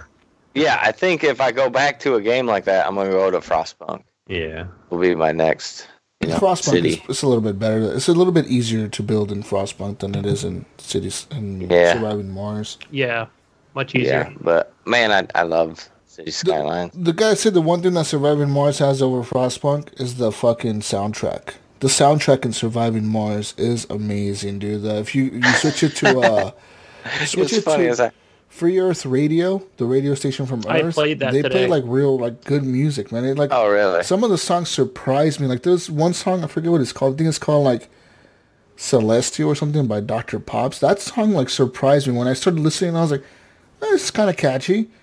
And next thing you know, I was like, holy shit, this song is really good. Like, why the fuck have I never heard of this song in my life?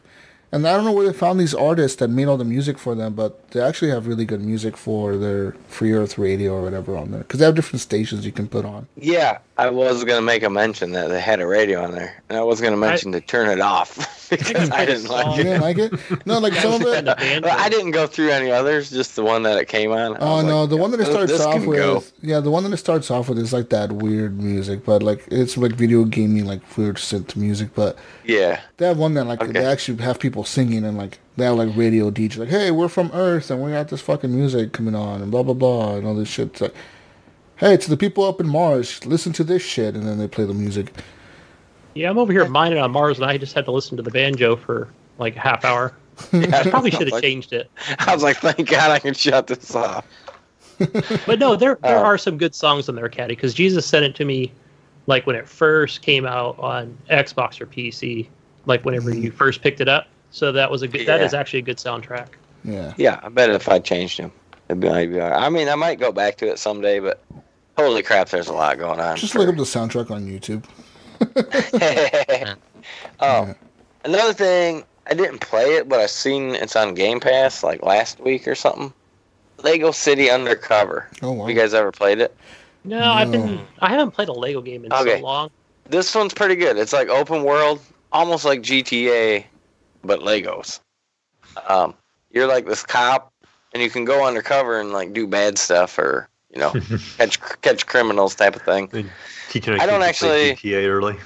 Yeah, well, I have it on the Wii U, and it's extra cool because you can use the gamepad, like hold up the gamepad and like go like this and move around the room. I remember that. It was a Wii exclusive. Yeah, but now it's on the Game Pass, so I do recommend it if anybody's looking for something to play. Kind played Broforce because it's just a fun chill out game that I can just sit there and blow shit up. And yeah, we need to. So buddy came over. Broski. Yeah, buddy came over and played it, so that was always fun. Another game another like go-to game that I just probably play about every week. NBA Jam On Fire Edition for the Xbox One. Yep.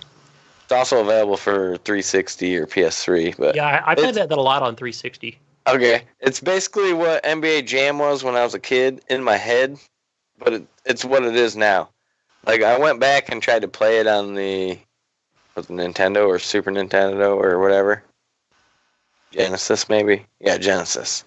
Tried to play it on the Genesis, and oh my god, does that look horrible. But it's on fire for the 360, and it's compatible with Xbox One. Okay, so yeah. Okay. Like, get it. It's worth the $10 or $15. How would you compare it to NBA Playgrounds? Oh, dude, NBA Playgrounds is a pile of crap. Yeah, like I didn't like Playgrounds at all. I mean, what you remember NBA Jam as being is what this game is. And it looks really good.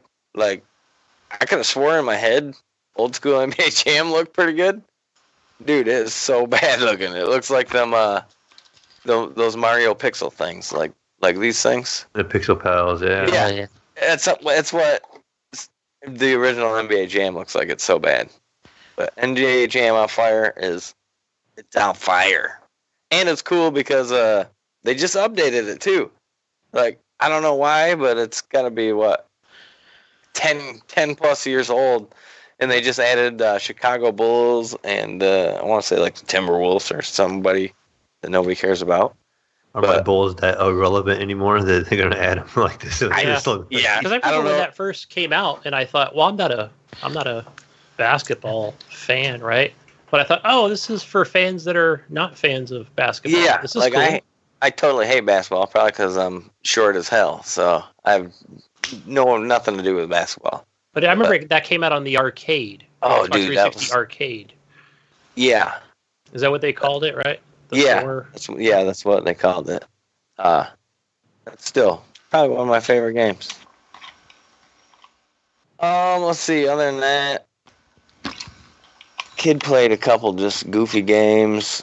I do want to play that Astroneer game. I told you about that today, right? Yeah, you started talking about it. Yeah, definitely play that. That's cool. Really? I think it's got co-op too. Oh, really? Yeah, I think it does. Pretty sure it does. I think that's about it for what I played. I went camping last weekend, and it was like 105 out, so that was always fun. I had the kid with me, but he didn't give a crap. We had like a hose going over there and stuff. Went camping at a racetrack, so it was pretty cool. Nice. And then I also worked on my truck. Since we live up in Michigan, we call it the Rust Belt up here, so I cut a bunch of rust out and like welded in a bunch of new metal. And I was pretty proud of myself, so I just sat around drinking beer after that yesterday. Nice. They lay down a lot of salt up there on the roads? Oh my goodness. Dude, our roads, you almost need a 4x4 on the roads just to drive down the roads. Dang. Yeah, like people blow wheels out constantly. Yeah. But, yeah, we even get that around here. Probably not as much as Caddy does, but we get a lot of salt down here too. Let's see. I think that's about it for what I was playing. What I want to play is more of that Kingdom Come. And probably Astroneer. And nice. NBA Jam, like always, because that's my jam. Jam on. What about you, Johnny? What'd you play? I didn't get to play a whole lot, mainly because I am still in the process of moving. Yeah, I'm about 70% done. But how far away are you moving? Well, I'm moving next door. So you could just walk it over there? Yeah, there's a house next door, and then I talked to them, and they got a room for me. So I might just move in by myself and just play some games. Perfect. Yeah. Okay. So hopefully in the next few weeks I'll get a few games or more games in. But last night I played Apex with Mayo. Oh, yeah. Duh. I totally forgot to talk about that. Yeah, with Mayo and Ghost Nico. How did we do, Nypron? The first few matches with Ghost Nico, I did really good. I think I did kill squad. What is that? Kill feed? Kill leader? Yeah. Kill leader. Yeah. I was kill leader, and we made it second place. Dang. Yeah, that was the one with me. It was you, you and Nico and I. Hey, Caddy, we found somebody to carry us. Yeah, I was just gonna say that we need you to carry us, bud. Yeah, surprisingly, I did really good on the PC compared to the PS4. I like using mouse and keyboard. I like the snappy movement. When you gotta turn and see, what's next to you and shoot him, you gotta win. He was sweating bullets over there. We got down the last two teams, and we're hunkered down in this little building, and he was nervous over there. He was. That was badass. He didn't know what to do. Yeah. I also been playing a little bit of what's that one game? Hell Let Loose. I played a little bit of that game. I died a lot in that game. Oh, you did? I think everybody does, right? Yeah, in the beginning, I think I joined like an ongoing game. Yeah, it's really hard at first, man, if you don't know what the fuck you're getting into. Like, I died a lot in my first matches, too. Like, I was, holy shit, I don't know what I'm getting myself into. Once you get the hang of it a little bit, though, you figure out, like, okay, I have to really, like, just, like, hide all the time and be ready to get shot at. Yeah. Yeah. I was playing as an infantry, and I spawned, like, at this little town. And there were, like, other, allies next to me, and they were trying to storm, like, a building. But there was a sniper in the building that was like killing us all.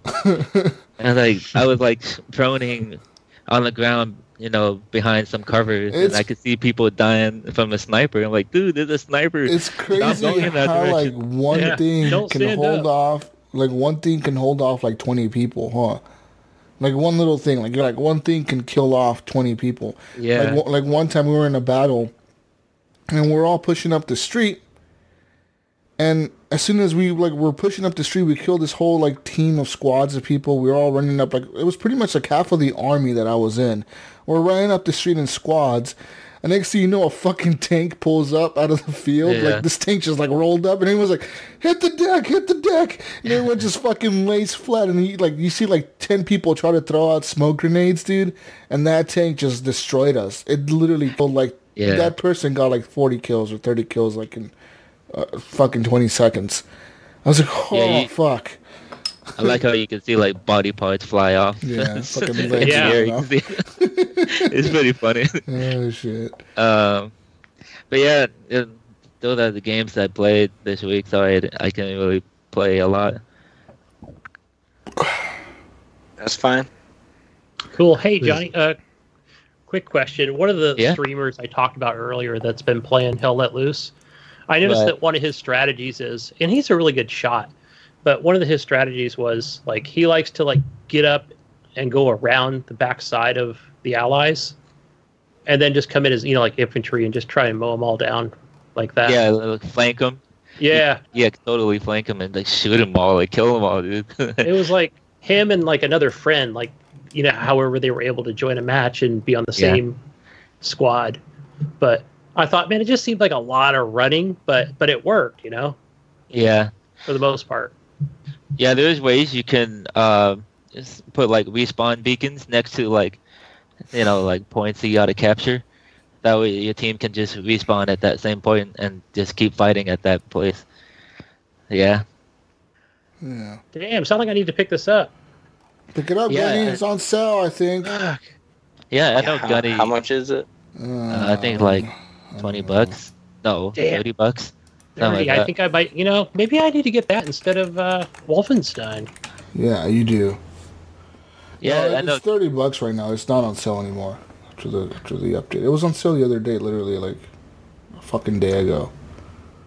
I know, Gunny. You're not a big fan of PvP, are you? No, but I mean, hey, this you is guys like are playing. Gunny. This is like you're playing. So think of like if you want to play like a Battlefield game with me, get this, because I'm not playing Battlefield 5, dude. I'm not playing Battlefield 4. Those games they're old games. I don't want to go and play, like, start a new character in those games at this point. Right. You know what I mean? I don't want to start a new character in Battlefield 4 5 years later, 7 years later, whatever the fuck, how long it's been since Battlefield 4. You know what I mean? I don't want to start a new character and be outranked, first of all, and second of all, playing against PC fucking master racers that have been playing that shit for 5 years straight, and they know everything. True. Yeah, the thing with Hell Let Loose is, like, it's not a lot of, like, run and gun like Call of Duty. It's not like... It's more like... It's not like twitchy, like Apex or anything. Like, you don't have to be perfect at mouse and keyboard to be alright at the game. You know what I mean? Because you hide a lot. You're going prone and sitting there. It's more realistic. So maybe you might like it, Gunny. Yeah. Maybe I mean, because all you guys are playing, like, I'll be playing with friends. Right, Mayo? Maybe you may like it. Yeah, maybe I'll check it out. What games have you been playing, Mayo? I don't want to hear all that. I know, right? All that crashing and mortar fire. Too much war. Yeah. Now we have to deal with Normandy, and all these explosions everywhere. Body parts flying. Man. I imagine what it's like to be on the German side with a big-ass machine gun just mowing people down. That's probably fun. It's probably fun to be on that side. That's what I've been watching is the German side. Fucking people up. It's real fun. No, think about it. Like, dude, playing as the Americans, it fucking sucked. You don't know where to run.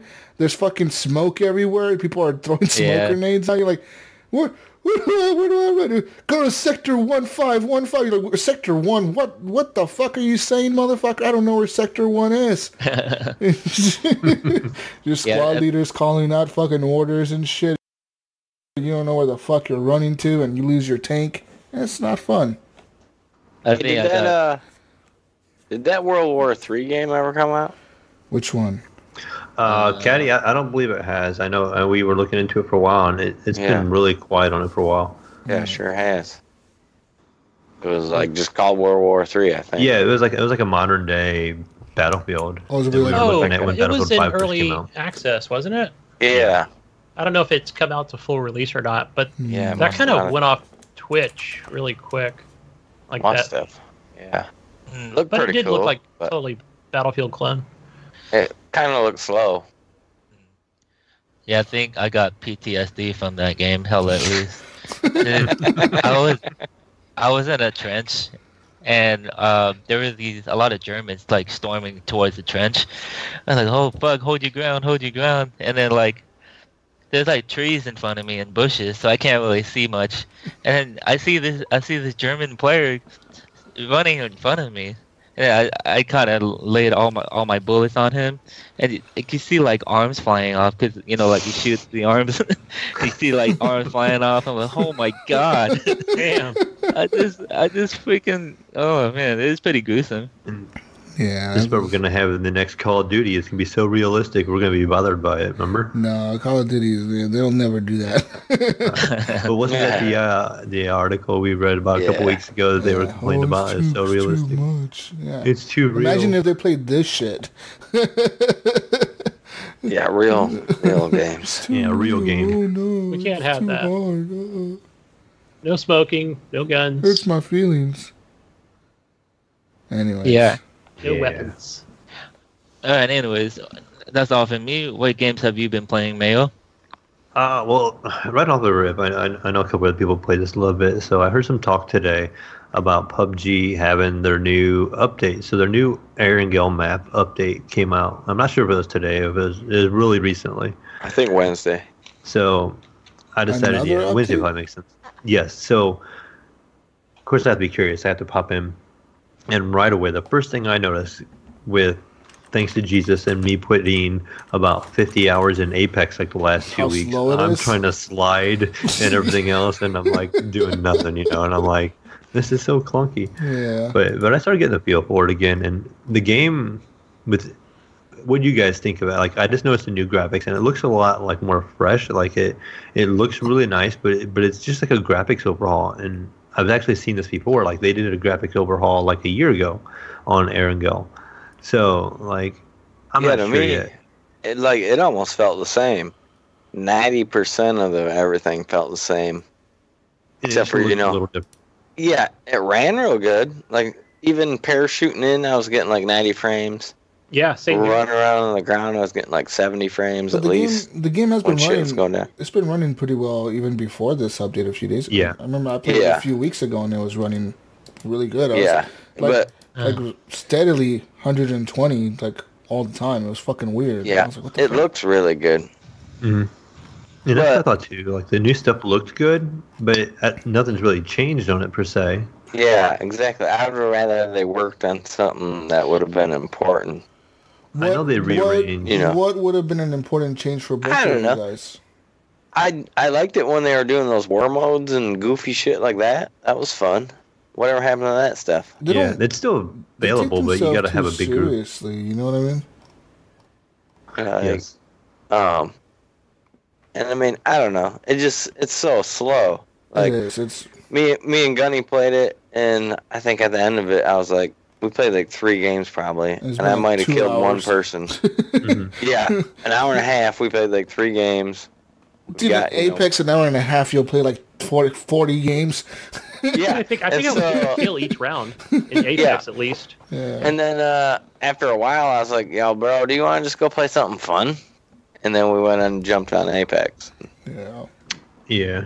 I played just a couple rounds, and I just did solo, so you can imagine how quiet it is. Like solo, when you're by yourself, it's even more quiet. Like you're just running along, and then it's just a matter of time before you get sniped. You know? Yeah, exactly. Oh look, I got to rotate the circle. Bam. Or some dude just laying in the grass in the middle of nowhere. Jumps up and shoots you right in your face when you walk past him.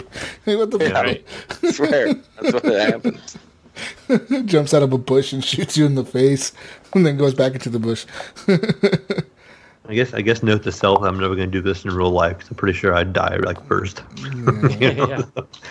But I mean, I don't know about you guys, but I'm completely off the boat on PUBG, and it kind of sucks because I was looking forward to playing a lot of PUBG when I got my PC. Mm-hmm. I wanted to play a lot of PUBG, but it's like Apex came out since then. It just stole all the hype. Completely just stole the hype from fucking PUBG, man. In my opinion, like I love Apex. I don't love PUBG anymore. Yeah, I mean, like PUBG was kind of the reason why I made my computer. And then me and Mayo played like a gazillion hours. Yeah, like over 600 hours with Caddy over here. Damn. Yeah, whatever happened to Call of Duty's Battle Royale? Oh, that thing's dead as fuck, dude. I never know why I'm talking about it. No, it was fun on a PS4 when it first come out. Yeah. Same on Xbox. I think it's just the paywall behind that Call of Duty game. Like you got to pay for the game and then, play that. Yeah, they should have gave that away free. Yeah, got people to buy stupid ass shit. Mayo knows all about buying stupid shit. And then they would offer. They tried different things where they'd offer like, you can just get, what was it, just zombies for $30 or something? Yeah, that was dumb. Yeah, and that's what was on Humble Bundle, was just one of the modes. Right. And I was like, I kind of want it for PC, but I'm not going to pay $12 to just get one of the modes when I could play both on the PS4 and not care. Yeah, the game, But that's Activision for you. I mean, some people are obviously still playing it.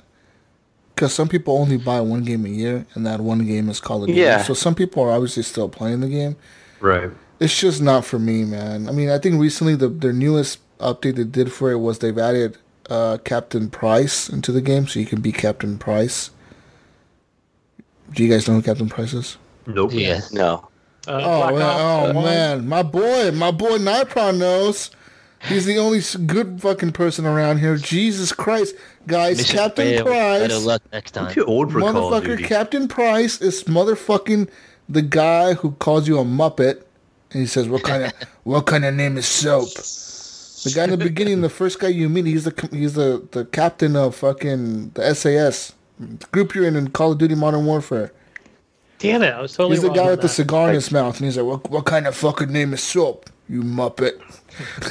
I played tons of Call of Duty, but it was all just multiplayer. Yeah, for Captain Price, motherfuckers, the most badass motherfucker ever.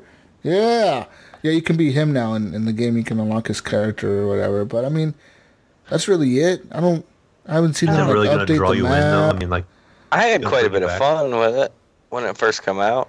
Because, like, I don't know. To me, a lot more, like, local people have PS4s and Xboxes and shit. Oh, yeah, easily. Yeah. And so, you know, I could get with 3 or 4 PS4. Local buddies, and we could all play. You know. Everyone I know locally has a PS4, man. No one even has an Xbox. They don't like it. Xbox sucks. Xbox, they make you be on the internet all the time. It's like, well, aren't you on the internet already? Yeah. Well, yeah, but they make you do it. It's like, what? You dumb motherfucker, aren't you on the internet already? Yeah, but they make you do it. It's like, what the fuck? What the fuck is your argument here, you dumbass?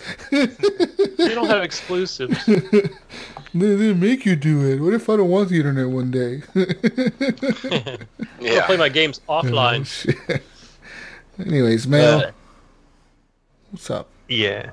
So after some PUBG, went back and you know, got a little bit of Apex in, you know, and as like we were saying earlier with Nypron, and then when we had the five people in channel and voice, and getting a bunch of Apex in, get to play with Jesus a little bit, and again continue to chase him and play with this high MMR, make me fight these guys with 10,000 kills, and then I was glad Jesus left. He's like, hey, I'll be back in a little bit, so everybody kind of left, and I got with Nypron and Nico, and so we got to play a baby mode where our people we were against had like 15 kills, 10 kills. Like, I have 2 kills. The champion would have like 2 kills and stuff like that. So there were some champions that were ridiculous. Like they had like 5,000 or 50,000 kills, and they were like the Twitch streamer. I'm like, dude. Yeah, we did run that one. Did you quit early? Yeah, there's some people that don't play like, anything but Apex, dude. That's all they play. That's all they fucking play. It's Apex. It's crazy, but it happens. Yeah.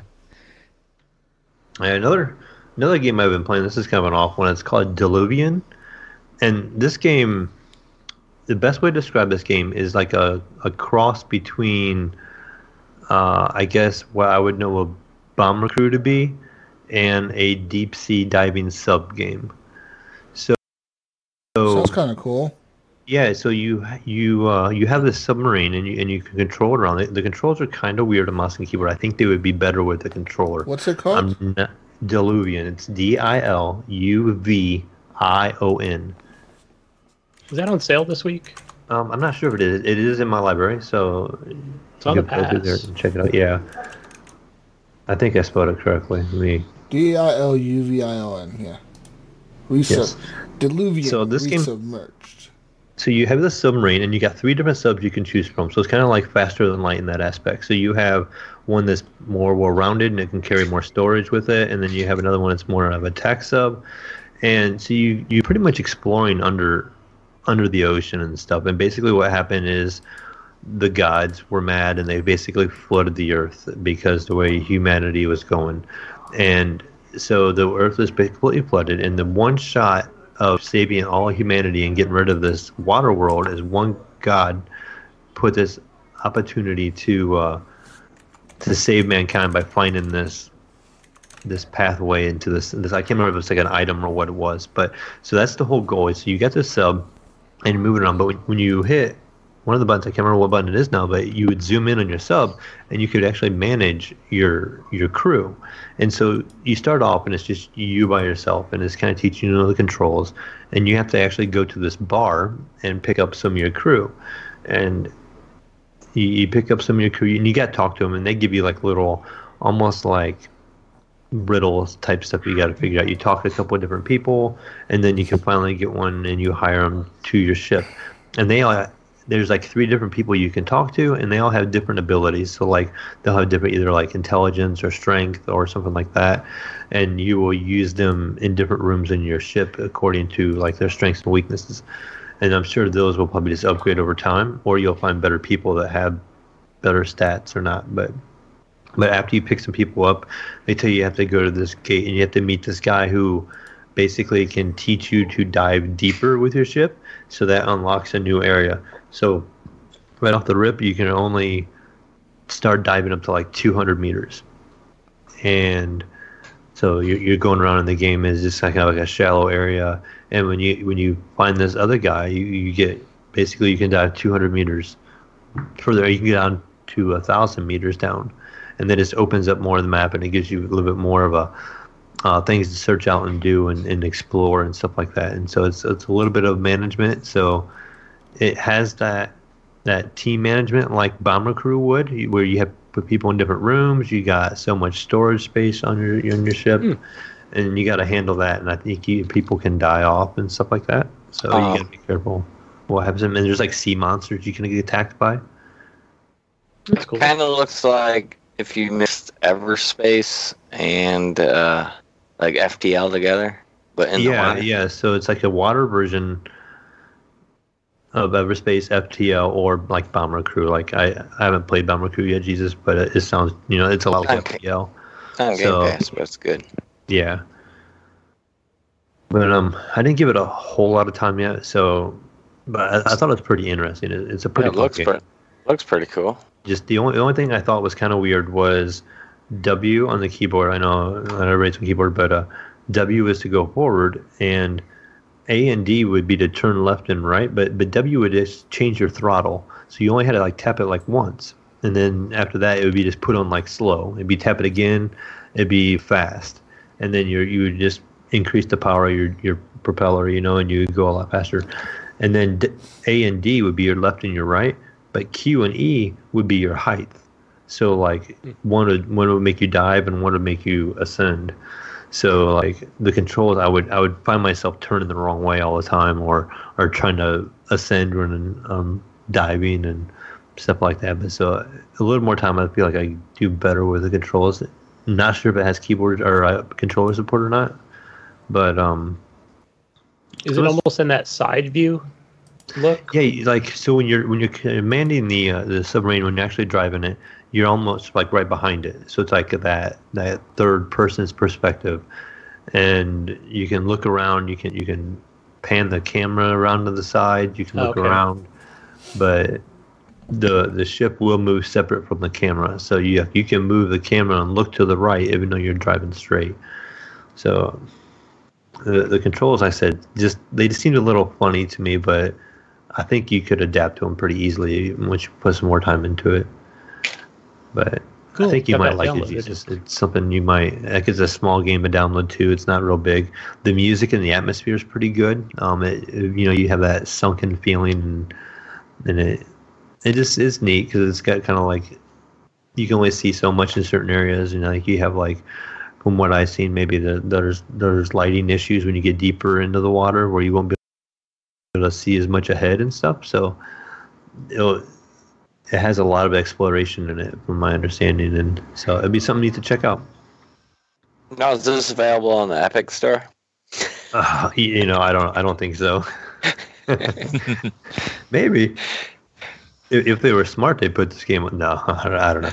But it's been out, I think, for at least. I think I've had it for at least about a year, so I haven't played it since it came out. I remember PC Gamer, when they were doing their podcast, they had talked about it for a while. They actually had the developers on, and they were talking about it, and they sold me on it because they were talking like how it was like FTL, where you can control your people in your ship and your rooms, and then you actually manage to do the exploring yourself, kind of like you said, Caddy and in Everspace.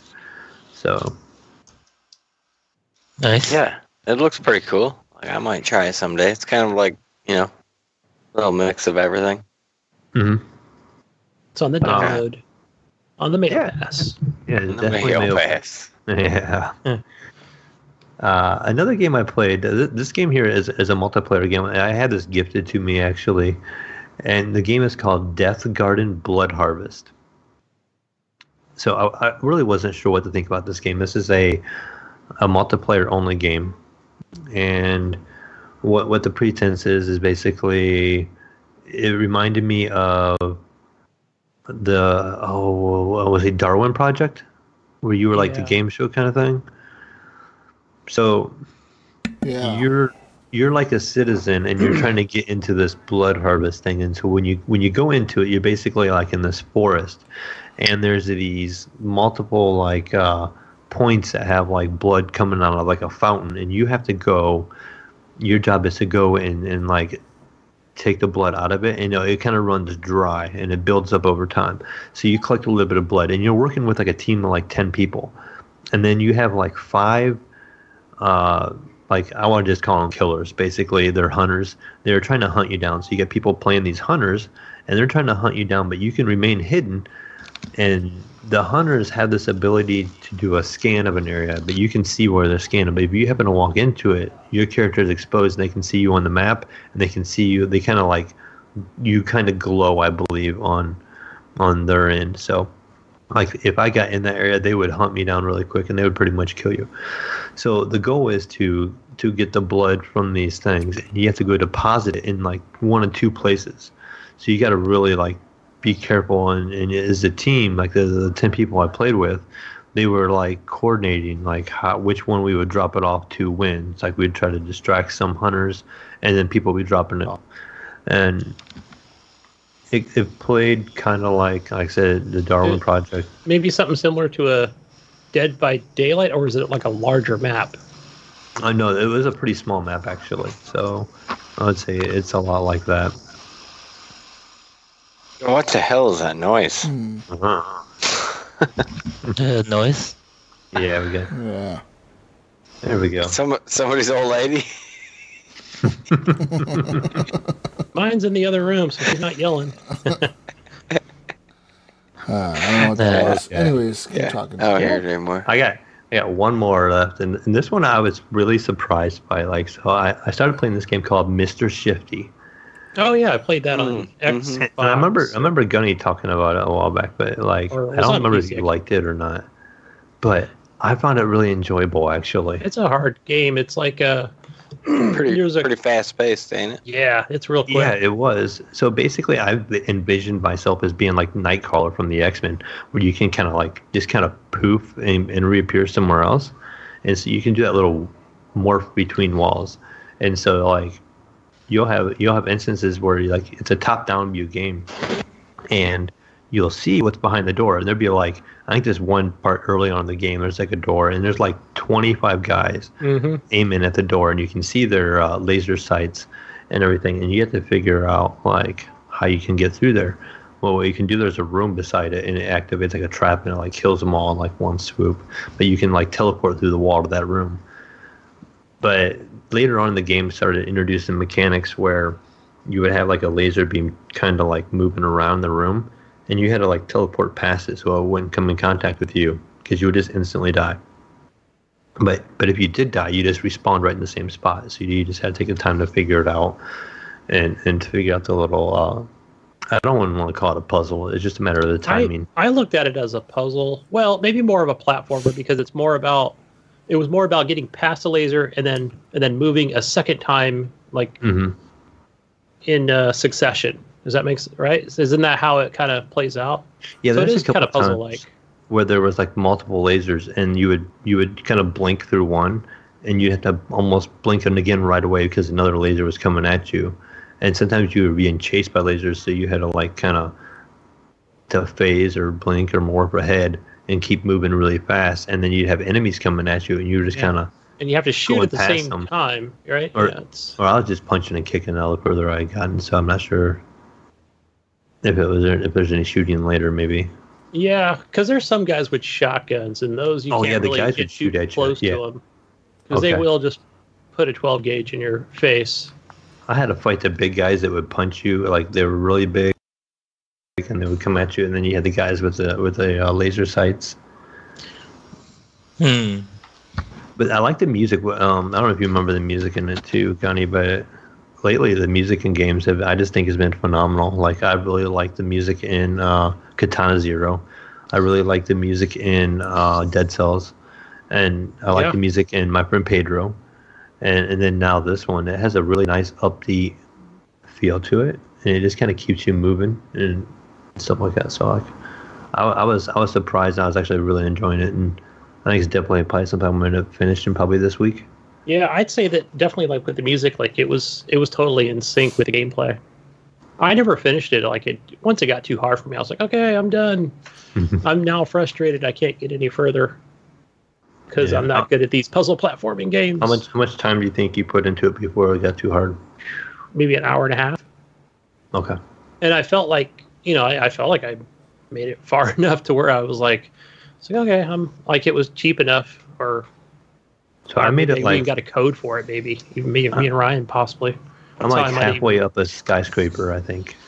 I'm not sure if that's the whole game or not, but I'm like halfway up it. No, but then it goes further, like even past once you get to the top, and it can, the story progresses, and then something else happens after that. But all spoiler free. Cool. Yep. Yeah, because I thought I was flying through it too fast. I'm like, this can't be just. No, it keeps going. So. Yep. What's that other game, Mayo, that's just like Mr. Shifty that were out on PC first? I was out on PC first. Yeah, and there's two of them, and those were really tough. It was one of the first things I bought when I first got this PC and Steam. But there's a couple games that are just like it, and I think they were a lot more popular. But when it does, I'll message you. Yeah, I'm not maybe sure. Like Hyperlight Drifter or something. No, I'd have to go through the Steam library. It was like one of the first things. Was that Guns N' Cannoli game that you liked? That's more of that. That's. I wouldn't say it's similar because that's more of a side scroller, platformer shooter. But yeah, it's just like Mr. Shifty. Matter of fact, I even said, "Oh, this is a clone." Mr. Swifty was a clone to these two games that were popular before then. Okay, yeah, right. Name's escaping me right now. Nothing's jumping out at me, but yeah, I would definitely check it out. Yeah.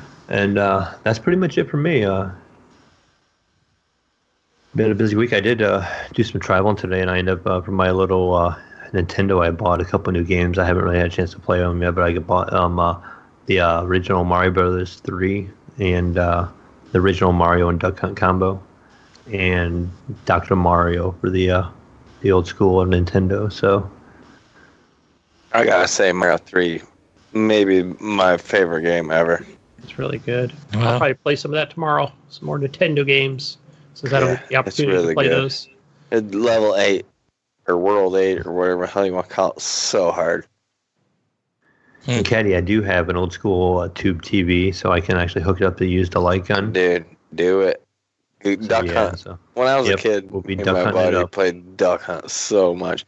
We would play that stupid one where you're in the target thing and just be boop, boop. You guys shoot them stupid clay pigeons. The clay disc, yeah. Oh, dude, we would play that for fucking hours. I really liked, was it Hogan's Alley? You remember that one? Yeah.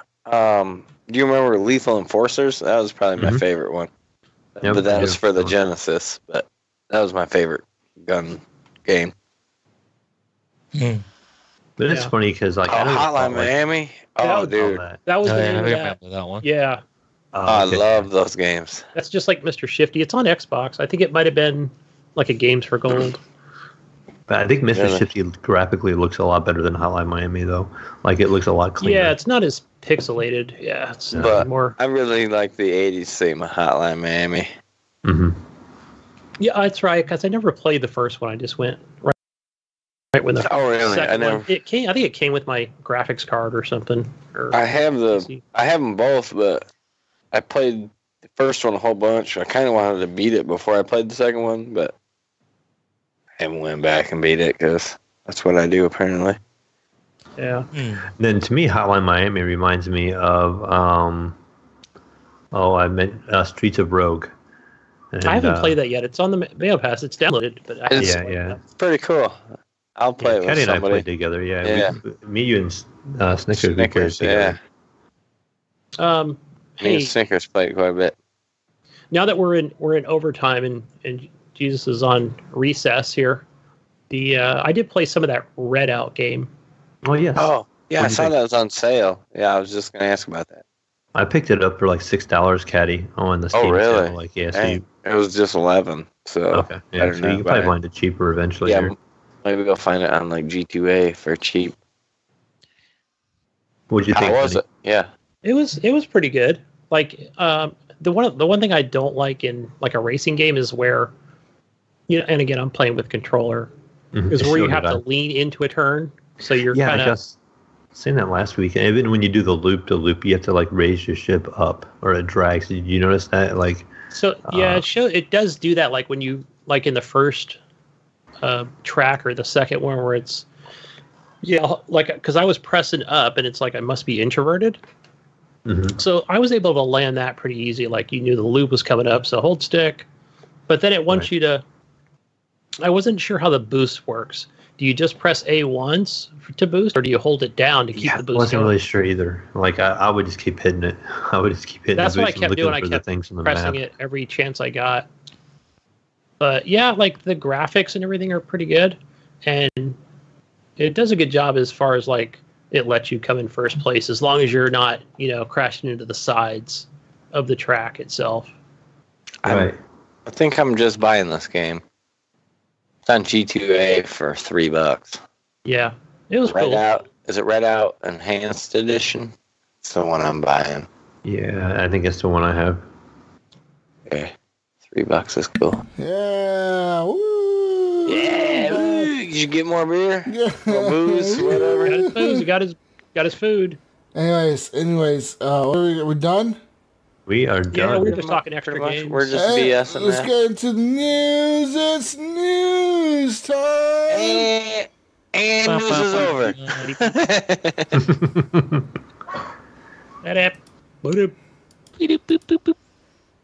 Thank you, guys. Yeah, I think the news is broke this week. News this week is very slim, people. We got very slim pickings this week in the gaming news. It's summer. You're supposed to be outside doing summer shit, I guess. Not talking about video games, but we don't do that around here. We talk about video games all summer. Microsoft has announced the very latest update for the Xbox One dashboard. There's a new redesign for the dashboard. It's going to be looking completely different from what you're used to now.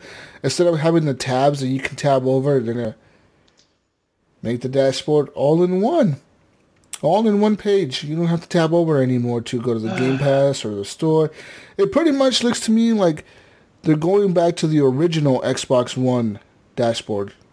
I don't even remember. We've been through so many renditions now. There's been like 50,000 Xbox One dashboards. Man.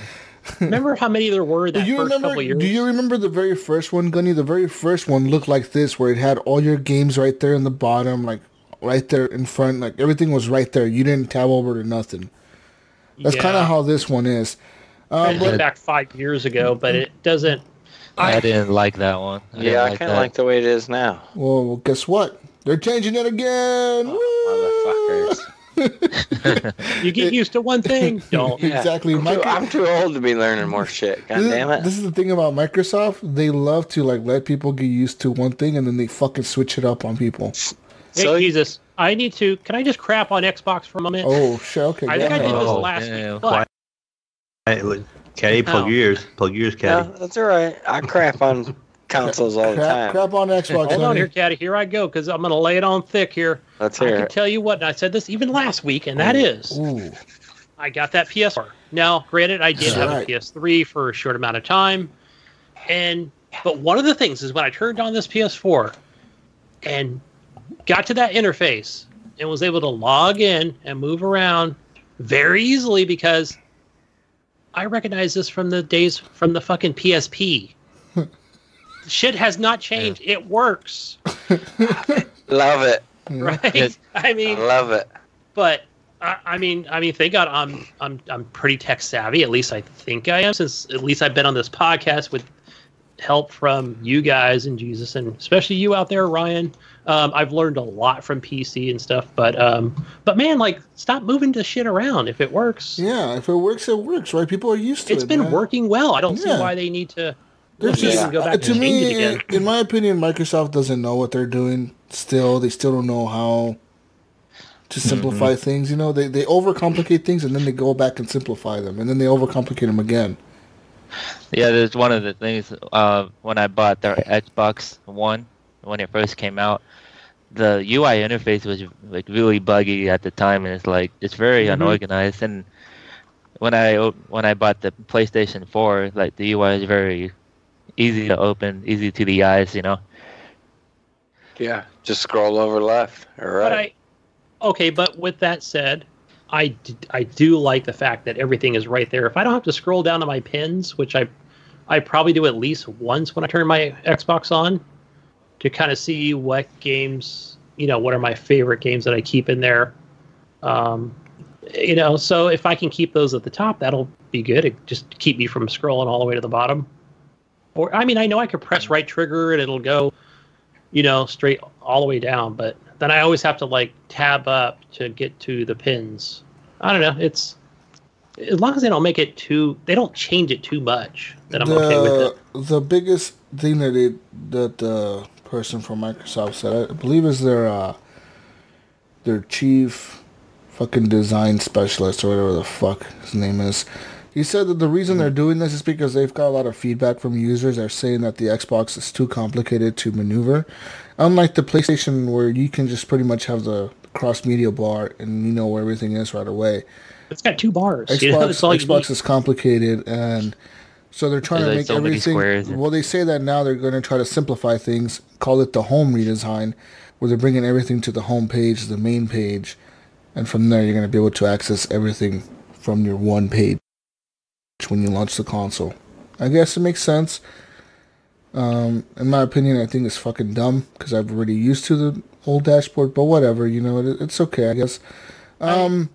Jesus, I read a lot of Twitter, a lot of articles on, these things. And one of the things is that I see a lot from people is that for people like us that are a little more advanced than regular average users, I guess. Yeah, average users. And that is that, can we just get can we get a simple version? And then can we have as more advanced, users of this platform, I wish you can pick your UI. What do you want? What do you want? You want to have this one? Get the new one. Get the new one. Yeah, not simple or advanced. Yeah, 2 different. There you go. Simple or advanced. Just let you toggle between the fucking two and let you. Which one do you want to have? You know what I mean? Because I like the way it is now. Why redesign everything at the very end of the life cycle for the console? At the very end, you're redesigning everything. Kind of like the 360 got, because the 360 got that update with the Xbox One, right? When the Xbox One launched, the 360 also got the new dashboard for their console too, right? Kinda. It still kind of sucks over there. Because when you hit the button, it brings up that page where you gotta go left or right to even shut the damn thing off. Yeah. But this one, the biggest thing that they're removing from this whole update, Gunny and friends, is the Cortana. Bye, Felicia. She's gone. She's out of there. Don't sound very sad. It's no surprise to see her move on from the Xbox because she has been removed from the Windows 10 on PC. That shit burned the fucking crap into my screen. Yeah, that shit's fucking done. It got removed from the Windows 10. And, but apparently Microsoft said that they're bringing Cortana to the Microsoft Store as a separate app. So you can download, if you really like Cortana as a digital assistant, you can download it on your PC as a separate app. Perfect. You guys use Cortana on the PC? No one uses Cortana on the PC. Never. I downloaded it. Yeah. And then it's not as responsive as I liked at first.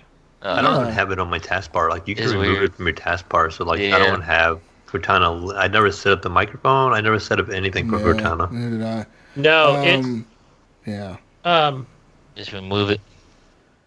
For real, burning my screen. Because before Cortana, Caddy's over there pissed off that it's burned into his screen. They would do that, Caddy. They would ruin your gaming experiences. No, they did. No, I'm kidding. I sent pictures to the Discord. You can use your Kinect if you had one, and I just say, "Hey, Xbox." Well, you know what the thing is, Gunny. Now you can even use your Alexa to control your Xbox. They've had that for the last year now. I get to bring that in here in the gaming room. I was using my Alexa, this little dot right here. I was using this thing for fucking to control my Xbox. I'd be like, "Hey Alexa, launch Battlefield 5," and she'd be like, "Okay, I'm getting Battlefield 5 from your Xbox." She was actually faster than the Xbox. When I would say Xbox, go to Battlefield 5, Xbox would be like, "What? Xbox, launch Battlefield 5. Which game do you want to launch?" And it would bring up a list. Battlefield 4, Battlefield 3, Battlefield 5, Battlefield Hardline, Battlefield this. It's like, Battlefield 5. Okay, getting Battlefield 5. It's like Alexa just knows. Alexa's like, I just bought you Battlefield 5. The gold steel edition. Hey, like, get it's this. so stupid, dude. This week, I was sitting here and I was kind of joking around. And I was like, hey, Alexa, where's my phone? And it fucking called it. Yeah. So you hear it? It just said it right there. Yeah. It's trying to call me your right phone now. right now. Yeah. So it found my phone. I was like, hell yeah. I went in the other room and found it. Yeah, it's incredible That's what pretty she cool. can do. I mean, pretty much what they're saying here, that with this Cortana being killed off from here, they're pretty much saying that Microsoft has given up on Cortana being a digital assistant.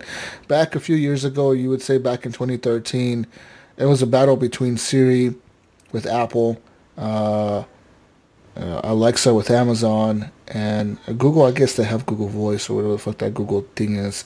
And then Microsoft with their Cortana. It was a battle. Which one was going to be the one that was going to be adopted by most people? Little did everyone know was that it was going to be Alexa. Everyone thought it was going to be Siri from Apple. Right. But Apple didn't do the Alexa thing. Amazon was smart.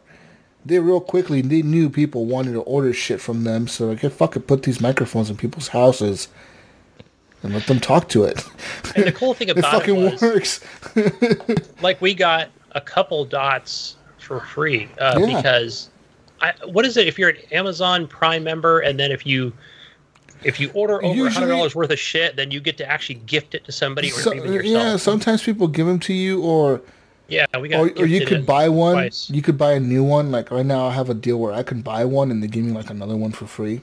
Yeah, it's a buy one get one free deal, and then they're pretty much free, so that's cool. Like, they're like $30. They're not expensive either. Like the little dots are pretty cool. I like them because you can put them anywhere, dude. They're not big. They don't take a lot of space.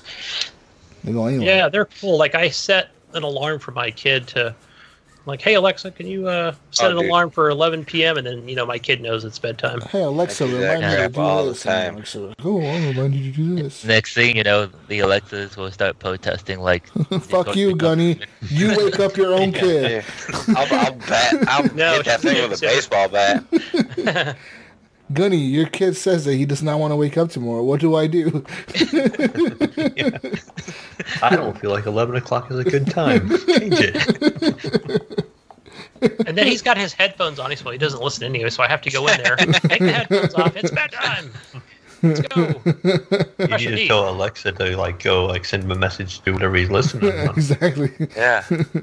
Alexa, text my son to go to bed. Yeah. Oh, that's good. Send in a text message to your son to go to bed. No, but I mean, so there's that. So you control your Xbox with Alexa, actually, people. If you don't need a Kinect anymore, really, it's a useless device on a console at this point. It really is.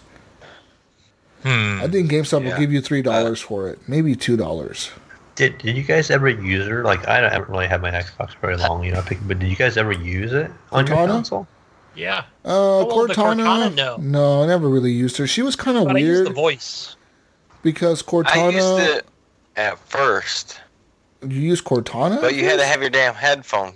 Yeah. But you had to have your headphones in. Yeah. And I could just be like, hey, play, Blu-ray or Netflix or whatever. Didn't they have a record that feature or something like that? But that was Xbox record that, I think. That was Xbox record that, and then it would just automatically do it. But then when they added Cortana, I never gave it enough time, because when Cortana, it took a while for Cortana to actually pop up on the screen and say, okay, now I'm ready to listen. What do you want to do? By that time, the screenshot or the record that is kind of already over. Yeah. It was so much easier to press the home button or say, hey, Xbox. One thing that she could do that the regular Xbox voice couldn't do was that she could tell you different things. Like, you could be like, hey, Cortana, what's the fucking weather like outside, even though I'm inside playing video games? And she would be like, oh, today it's going to be 79 degrees. This next week it'll be this. And you can be like, hey, Cortana, can you send a message, or can you tell me what the Mayo is playing? And she'll be like, the Mayo is currently playing Battlefield something, blah, blah, blah. Do you want to join them? And you could be like, yes or no. Different shit like that she would do, which was pretty cool, but it took way too long, like Gunny said. Literally, you would say Cortana, and she would take, fucking 20 seconds to boot up. wait a minute, while this whole big-ass fucking thing pops up on your TV and takes up your screen, and I'm loading up here. Just wait. Just fucking wait. Fuck that shit. Nice. Fuck you, Cortana, you motherfucker. Stick to hate. Anyways, in other news, let's move on here to more news. Microsoft's head of Xbox, Phil Spencer, and friends did an interview, and they talked about the Xbox. And Phil Spencer, right off the bat, well, right on the interview, he actually said that, like, Xbox is lacking in games. He said it straight up. He's like, look, we know, like, we haven't delivered in our fucking games. We haven't done great first-party titles in the whole generation of this console. Like, we suck at that. But he understands it, and at least he admitted it on, like, he admitted that shit on the interview. He was like, yeah, look, we haven't done it. Like, you know, you're right in criticizing the Microsoft system, like, for that. We don't have exclusives. But they're working on it, and I guess that's a good thing. They also showed off xCloud. They said it's coming this October. They say do not think of the xCloud as a replacement for your console, but a complement to your console experience. Like, what's that PlayStation one? PS Now. The PS Now, something like that. Kind of. It's not gonna replace. It's not meant to replace your Xbox. It's meant to help you, like, maybe play Xbox when you're away from home. Maybe. So yeah. Dude, if I could play my Xbox, well, I don't really have a good phone, so that don't count either. Yeah. But if I could go somewhere and, like, use a tablet and still play my Xbox, that'd be pretty dope. They're saying that that what comes out this fall is definitely not ready for launch. They say that this is more of a beta than anything. It's more testing than anything. They did say, though, that they're pretty much laying the groundwork for the next 10 years of the Xbox. So they're saying that they're very ambitious, and they're looking forward to the next 10 years of the console and see what this can come about in the next decade or so. Let's talk about the next 5 years, at least, or 4. Yeah, calm down, Phil Spencer. You might not be there 10 years from now. I get it. You might get fired next year. I hope I ain't using an Xbox in 10 years. What? Why not? The future, man. Yeah. Cloud gaming. Stadia. Yeah. But I mean, I guess it would be Xbox. They're still going to use the name. Yeah. I don't know. I'll be PlayStation and PC. Another news. It'll just be called xCloud. Cyberpunk, CD Projekt Red, has come out and said Cyberpunk 2077 is not going to have any pre-order bonuses. Mm-hmm. How do you guys feel about that? I'm fine with it. Well, when a user asked the Twitter account, their official Twitter account, if there's going to be any incentives, like, hey, do I get like a pre-order skin if I pre-order at GameStop, or like, do I get a special gun if I pre-order with Amazon? And they're like, no, we don't do that. Every person that buys the game gets exactly the same in-game content, no matter if they buy it in pre-orders, on release or 2 years later. Sweet. I love it. I love these Polacks. They're fucking awesome, yeah, dude. They're fucking awesome. Yeah, I think they just know their game's gonna sell regardless. Yeah. Like, they don't give a we fuck. don't need pre-orders. We know you're buying it anyway. So why are you gonna worry about? We know you're pre-ordering it. You know, we don't. Yeah, everybody's buying it. Yeah, they're saying that you're gonna buy it eventually. They're saying that CD Projekt Red is pretty much riding high on the reputation that they have based off of The Witcher, because apparently The Witcher 3 did release with a few of the retail copies having extra stuff with them. So there was bonus for pre-ordering with different stores during The Witcher 3. And so yeah. I don't think we had the hype for Witcher 3 like we do no like one, Cyberpunk. See, the thing came is, out of nowhere, really. Witcher 3, wasn't great. Yeah, when Witcher 3 came out, CD Projekt Red was like not really known. I mean, I played The Witcher 2, so I knew what it was, and I wasn't really hyped for it because I thought it was going to be like The Witcher 2, which it kind of was, but it really like changed the game up a lot from The Witcher 2. They pretty much kind of like copied Skyrim and shit. You know what I mean? They're like Skyrim, and they're like, we need to make something like Skyrim, and that's what they went for, and they achieved it. They did it right. They did what Skyrim did, kind of, and that's what made them popular. Had they gone with like the same style as The Witcher 2, like the same style of game, that would not have been a great game. You know what I mean? It would have been okay, I think, but it wouldn't have been like the hype that Witcher 3 got and like the success that it had. And I don't think we would be as hyped as we are now for Cyberpunk. No. Yeah, I definitely agree. Is Cyberpunk just going to be a Witcher 3 clone, but Future? Yeah. I don't know, man. I kind of hope it's not. I kind of hope it's like a unique story. I'm hoping that it's like, what's that TV show that on Netflix? That one fucking Altered Carbon. I hope it's like that. Yeah, something just like futuristic, fucking weird shit. You know, like people are sleeving themselves into different bodies. Or just fucking crazy shit. You know what I is mean? that style? I can't think of that name of that style of gaming or even movies. Like sci-fi. Steampunk or is it steampunk? Yeah, like some sort of neopunk or something like that. Futuristic shit. Cyberpunk. Yeah, cyberpunk shit. This game's so good it's created its own genre. Created his own genre. It just copied its own genre. I mean, I like Mayo said, and like Gunny said, I'm kind of excited that they're doing that. They're not giving people pre-order bonuses. Yeah, that's nice. Why not? Fuck it. I'm tired of that BS. Yeah, come pre-order at GameStop, bro, and we'll give you a fucking skin. You get a brown jacket. It's a leather jacket. Yeah, kind it's of. only cosmetics, so what's what's the harm? I kind of like this model better. Like, there's no pre-order bonuses because there's a lot of like games that had pre-orders, like Anthem. We've been really disappointed with these games lately. Oh, fucking Anthem. Yeah, Anthem, Fallout. Oh, man. You know, like, how dare you even speak that game? In other news, the Total War community manager Michael Wheels Whalen ended his final stream and last day at Creative Assembly with a message for a YouTuber. He said, "Ark Warhammer is a dickhead. Goodbye."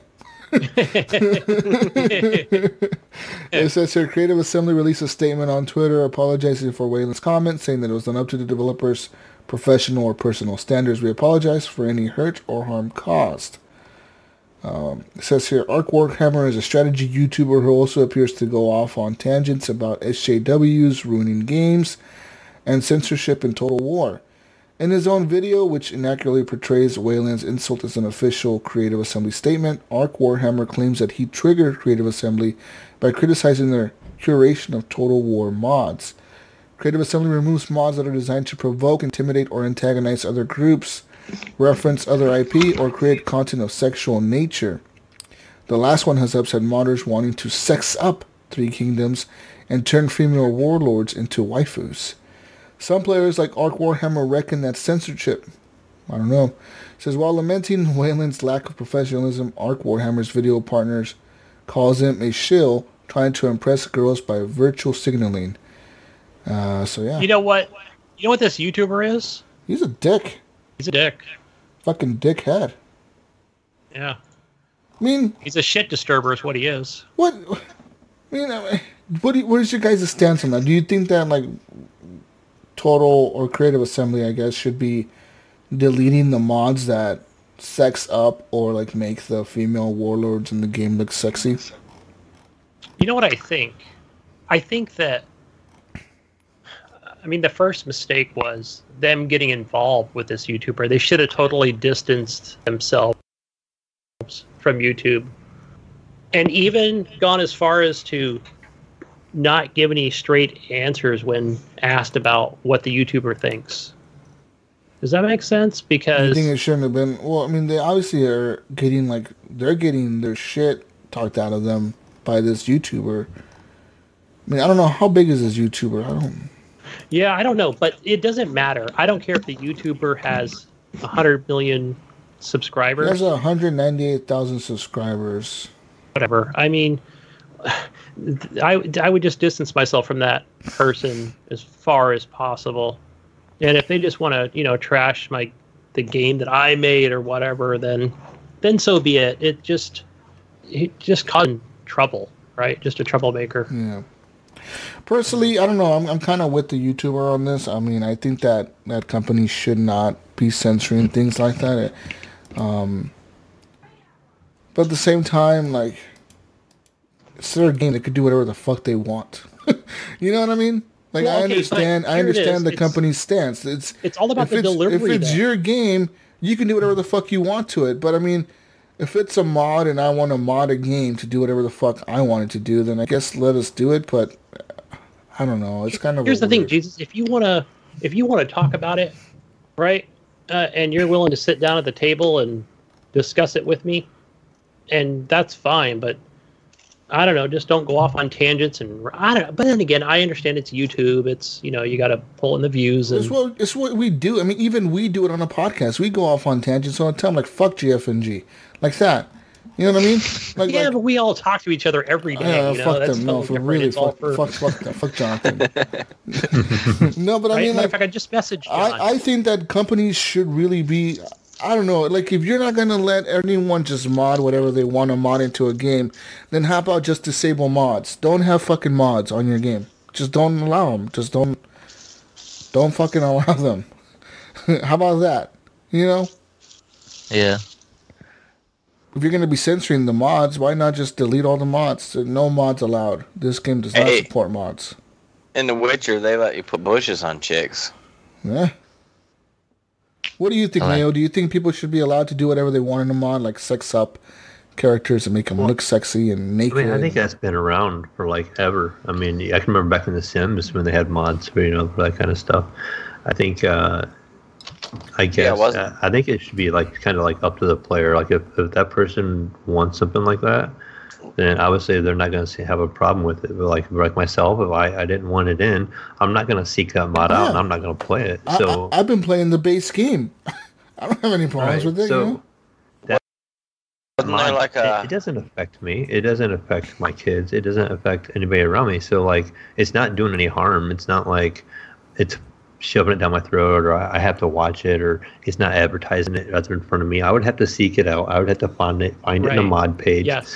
I would have to actively figure out how to mod it, and then I would have to go through that. So then I would have less of an issue with it, But if I do have an issue with the mod, I don't like that particular mod, then just don't get it and play the base game. I mean, it's a mod for a reason. It just changes your base game. That's what I did. I mean, I haven't modded the game at all. I've been playing the base game, and the game is fun. I mean, it's a fucking strategy game. If you want to have half-naked chicks running around with swords and fighting each other, then fuck it. Let them do it. Yeah, wasn't there like a Tomb Raider Lara Croft naked mod? I think so. Way back in the day. But they're saying that the reason, the YouTuber is saying the reason the company deleted the mods is because they're being SJWs, they're being social justice warriors or whatever, and they're trying to like be all politically correct. I'd probably buy a game if I could mod naked chicks in it. Absolutely. I like naked chicks. As far as that, as far as the game doing whatever they want, I think that it is their game. They can have it portrayed however they want it to have it portrayed. I don't get why the developer is getting mad. I see that they could get mad because somebody can see that and be like, oh, this game is shitty because it has this in it. But at the same time, it's not like the developers made that. It's somebody who modded that. Right. You know what I mean? It's kind I don't know, but isn't there a line that you cross, What's that line, Gunny? Maybe that line for them is like you said, topless women or tits and ass. Yeah. Rated X. I mean, but we can run into this like a good example, like everybody's desktops, like we all have Wallpaper Engine, and there can be pretty graphic stuff in Wallpaper Engine. I myself don't use it, and I don't seek any of it out. But there's if I didn't have a kid, I'd have a chick spreading an eagle on my wallpaper. Yeah, me too. Same, I agree. But I don't have any of that stuff on my Wallpaper Engine. Absolutely not. But that stuff doesn't come under fire. That can be out there, and that can be on everybody's desktop, and that's Wallpaper Engine's pretty out there for anybody to grab. So like, and that has the Steam Workshop linked with it pretty easily, and you can cycle through that with ease. Yeah, so I recommend that, Caddy. You get that Wallpaper Engine. But stay away from the smut. No, I don't have it yet. Yeah, funny story. When I was a kid, I back in the day, you used to have to like download porno as pictures, and then I'd have my desktop as like, or my screensaver for like flip through all the pictures. Yeah, Mom caught that. Not a good idea. I don't know. I guess you're right, man. All I'm saying is that I don't think developers should be worried about what people mod into their games. I think they should just worry about whatever they release. And say if somebody does decide to attack him, say Kotaku decides to make an article about, Total War's mods let you run around as naked fucking chicks or whatever. The developer can respond to that by saying, look, we developed the game the way we developed it, and people decide to develop mods. If you choose to put that mod on, then that's your choice. We let people have their choice. But maybe this might be another thing where choice maybe isn't bad. Yeah. It could be another thing where it's like, maybe it's a YouTube, Twitch thing, where they don't say, look, you can... It doesn't matter, Gunny. It doesn't affect the developer, you know what I mean? Developers don't give a fuck if you put their game on YouTube or not. They don't give a shit. I see. They make their money off of you when you buy the game. That's the business of video game making, is not to send political messages or to send, SJW messages or messages about equality or having naked people in games. It's about making a game. It's an art. Our media is starting to really try to think it is, though, because they just push everything is media. Got to be news related now. Media, it feels like everything that's releasing nowadays has that thought of, we need to be politically correct, because if we say something wrong or we do something wrong, we're gonna be attacked by media, and everyone fucking buys into this shit, and it shouldn't be that way, man. Like, art is art, man. What happened to like art being just fucking art? Think if we were the Romans now, and we had motherfuckers making statues of gods and statues of emperors and all this shit, and they're making a statue of a fucking emperor with his dick out. You'd be like, oh no, you can't make that statue because fuck that statue. But like nowadays, you know what I mean? Like, we see that shit as art. We're like, no, that's a fucking statue. Yeah, the dude has his dick out, but whatever. It's like a nude statue of this guy or whatever. It doesn't matter, you know what I mean? But like, oh no, like nowadays you couldn't make a statue like that because it's too offensive. True. I remember in high school, matter of fact, Caddy kind of brought up a memory I had from high school where I remember there was several classrooms where there were like swimsuit models, big posters of them inside the classrooms.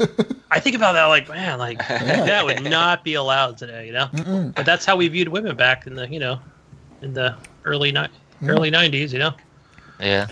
I don't know, man. What do you think, Nypron? Do you think people should be allowed to put whatever mod they want on their game? Yeah, I do think the community should be allowed to put mods on, only set games. I think like God of War. If say people can put mod on God of War, would you allow that? Yeah, why not? Yeah, what if you could like run around naked with like a 12-inch schlong just hanging around? Like, you mean like the Conan Barbarian games? Yeah, while you're beating dudes down with your little throw your sword X thing. I think it would ruin the experience. But that's true. Like the game developer would probably get pissed because people are doing it, because everybody would do it. You know what I mean? But at the same time, they'd probably sell more games because people would be like, "I'll make my dong hang out." It's just weird to me that like they can sell games. Look at GTA 5. Like, I bought GTA 5 just to mod the heck out of it. I don't really have any interest in playing that game. I just want to mod the heck out of that game. Yeah, those strip clubs, huh? Yeah. Yeah. No, you can't say that on a podcast. That's politically incorrect. We're going to have to delete that. Edit that out. Edit that out. I'm sorry, I like women. Edit all these out right here. Get them all out. In other news, Raw developers call Kickstarter unprofessional, and they plan to go to Indiegogo campaign. On July 15th, the day before its Kickstarter campaign would have closed with $191,429 pledged, or would over double what they asked for in funding. This GTA Online-like sandbox game called Raw, it was suspended. It says here, Raw had broken Kickstarter's honesty and transparency requirements by writing in a project frequently asked questions that the game could not be completed with the money asked for during the campaign and would require additional funds later. The developers are now going to head over to Indiegogo, a funding platform with fewer restrictions, to raise the $300,000 they think they need to release Raw in early access. It says here, during this Kickstarter campaign, Raw faced plenty of criticism from streamers and Redditors who suggested that it was far too ambitious for an indie team. Killer Whale, the studio of two, insists that Raw does have the features promised in the sleek announcer voiceover from this trailer. It says here, Raw has been in development for 2.5 years, and most systems are already finished, the dev said in an email to PC Gamer. They say some of these features are as follows. You can buy land and build your own house. You can purchase a whole island. You can build buildings and stores constructed by players cost resources and run out of supplies over time. It says a real-life-based work and contract system to help you gain a stable income. That sounds so boring. A real-life-based work and contract system? Oh my god. That's what I want to do. I totally want to be a real... Yeah, bro, I'm working a real stable manufacturing job in my fucking game. I just want to pitch hay for 8 hours a day. Trying to do a logistics job. Real stable fucking income that I'm working here. Service equipment and work vehicles with work privileges. Okay. And make private contracts with other players or execute high-risk state contracts. And become major and expand or improve infrastructure. Says here, that's just the highlights from the first 2 minutes of Raw's 5-minute trailer.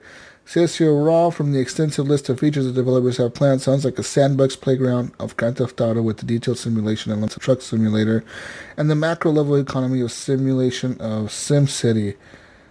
Blah, blah, blah. It says here, unfortunately, the majority of streamers and commentators have no experience in game development, Killer Whale says, of the fucking people commenting on their game. I did my homework on this. Oh, you did? I did. A couple weeks ago, I went back. Did you get a stable job in the game? I watched the trailer twice. It's a pretty lengthy trailer, and the graphics look amazing. It looks good. I mean, it doesn't. I mean, the graphics look okay. I mean, what is this game about, Gunny? Is it about building an island or what? It's a GTA clone? Is what it is, in my opinion. And not to say that, boo on them, but it watching the trailer twice and then actually reading the Kickstarter, and then I watched a couple of YouTube videos, and then I went to Reddit and read an article there. It looks really good. I haven't seen actual gameplay yet. Looking at screenshots now of like the police. You can be a police officer. You can be a truck driver. You can be a crooked police officer. You can be a straight up. You can be a guy robbing the truck drivers. This is fucking... It's like a life simulator game, or what the fuck is this? Pretty much. That seems like what it is, like a life simulator. But life simulator. I think that the issue is, like they said, like they're not going to really make it look this good, and everything's going to be very cohesive as far as how it's all going to come together. It's going to be... I don't know, like they're kind of overselling it in the trailer. I think that's the issue. From what I read in the Kickstarter versus the actual trailer. Like, they should have toned it down a bit, like maybe with the graphics not being so AAA. And maybe shorten the trailer up a little bit to kind of go with the Kickstarter itself. Well, I mean, the reason they got kicked off of Kickstarter is because Kickstarter has a very strict policy. If I go on Kickstarter right now, Gunny, and I say I need $100,000 to make Horrible Gamers Podcast, the movie. And everyone's like, okay, Jesus, we're going to support you. And I raise $100,000 or I raise $110,000. And I quickly realize, oh, fuck, I really need like $200,000. Hey, guys. And I go on there and somebody says, hey, you have the money now. What are you going to do like the extra $10,000 you got? And I'm like, well, I really need $200,000. So I'm going to save that $10,000 till I get to the $200,000. Then Kickstarter can be like, hey, look, you fucking lied. You said you needed $100,000. We're going to shut you down. That's why these guys got shut down, because they raced over their goal.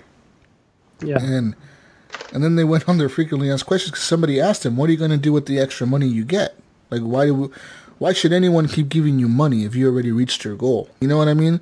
So usually what a Kickstarter person does is they go and say, hey, like with the next $20,000, we're able to like make super crazy graphics, or we're going to add a whole new level or something. You know what I mean? But these guys are like, oh, no, we need more. Which is what you don't say, and that's why they got shut down. But they're saying that Kickstarter is unprofessional, that's not right. And I'm like, Well, it's pretty clear in their rules that that's how they are. You know what I mean? Didn't Star Citizen do that? Like they wanted like I don't know $1 million or something like that. They got $1 million or something. They got more than $1 million. They got they got more. Yeah, but don't they normally? I know what you're saying, and obviously they failed in their mission because I think one of the first rules they should have learned in a Kickstarter is you should already have a pre-planned of what you're going to do with the extra money if in fact you go over. Yeah, and obviously they didn't do that. If you ask for 100,000 and you get 300,000, what are you going to do with the extra 200,000? You know? Yeah, they should have already been in the plan with their mission. Should have been the plan, Mayo. Their vision. You didn't think about that, did you? I can't believe people still pay for Kickstarters. I've never paid for one. We do every day now in early release. And with this one specifically, it seemed very suspicious with the trailer and the way they went through everything, and then actual like gameplay doesn't even up to par with what they're trying to even promote. So yeah. I mean, do you guys think that what you saw in that trailer? I don't know if you guys clicked on the article there, Mayo and Caddy and Nypron, but if you look at that trailer and you look at those screenshots, do you think it's too ambitious for a team of 2 people with $100,000 to do that? To me, it seems like that's a lot of work for 2 people. It'd be a lot of time, yeah. It is. You know, we've seen games with small groups, but like not that much graphic. Maybe, you know, like those games. I give them look really good in graphics. It's not like one of those 8-bit fucking games either. It's like it looks like a real game. Like it looks game. Almost better than GTA 5, right? They really doctored this up. Even like No Man's Sky was like a small team, wasn't it? I mean, it was a small team, but it was more than 2 people. That's a good example. It was like 6 people, right? 7 people. That's a good example right there. Yeah. It looks how long really good. good. And how, but that was more content than anything, right? And this could be the same situation where they're like, yeah, this is what this game's going to be. Well, the thing about No Man's Sky, it looks so ambitious because any planet you can land. But the truth is, what they did was they drew so many assets. They drew so many different looking plants and trees. And then the real trickery behind No Man's Sky was the dude figured out how to make this like engine that just keeps building by itself. That was a big deal about him. You know what I mean? That's how they were able to pull that off with 6 or 7 people that they had, was they were able to build this engine, and that's what really helped them out. If they had a hand draw every fucking planet, can you imagine? It reminds me, though, of like Deep Rock, and there's old school games like Terraria and stuff like that, where everything just seems to randomly generate your maps. Like, it kind of reminds me of that. So, like, to me, it's the time it came out. It wasn't like some big leap forward. I know they were bragging about, like, every planet's going to be different. I think the biggest thing is, you know, when they were trying to say you could name your own specific thing and everybody else can see it. Yeah. That's where they got it over their head. But, like, but no, there was more than that. Right, like it offered like all these plants and these dinosaur-like animals. They weren't called dinosaurs, but they didn't come through on that either. So, well, the closest thing I've seen to a dinosaur is like this ugly-looking fucking creature, and I was like, "What the fuck is that? It looks like a dinosaur, but it really doesn't." Yeah, just too much. I think I named it Gunny Chief too. I think I named it Gunny Chief. I named quite a few things Gunny Chief in No Man's Sky. Gunny, I was just thinking about saying the same thing. Like, you know, if I had to name something, I was just going to name it Gunny Chief. Can you? Gunny, I named a whole planet. A year from now, I'm like, Gunny, what the hell? I think I've never been here before. If you get on No Man's Sky on the PS4, you're probably going to find a few animals named Gunny or Gunny Chief, and you're probably going to find a whole planet or a moon. Either it was a planet or a moon. I don't know which one it was. But I landed there, and I was the first one to land there, and I was like, I'm naming this Gunny Chief. See, now I got to play it on there, because I've been playing it. I have it on Xbox, and I play it on the Mayo Pass sometimes. On Gunny Chief. Gunny runs across the creature that I named after him, some fucking fucked up creature. Like, what the fuck is that? That'll be a screenshot moment. He finds it. I wish it would tell me like where the fuck I named things, like it pinpointed where like the location where I fucking named things, so I could fucking go back and have that. Yeah. You had like the coordinates, and you could fly out there. You could fly out there and see it. It would be cool, right? Like, I don't know if they do that. Do they do that? Do they keep like a log of where you name things so you can go back and find them later? I don't know. I haven't played that game in forever. Because I know they keep them. Because I've landed on planets that other people have landed on in the past, and it's like This planet was discovered in 2016 by this player. And it shows me their gamer tag, and it shows me whatever they named on there. Beauty of the cloud.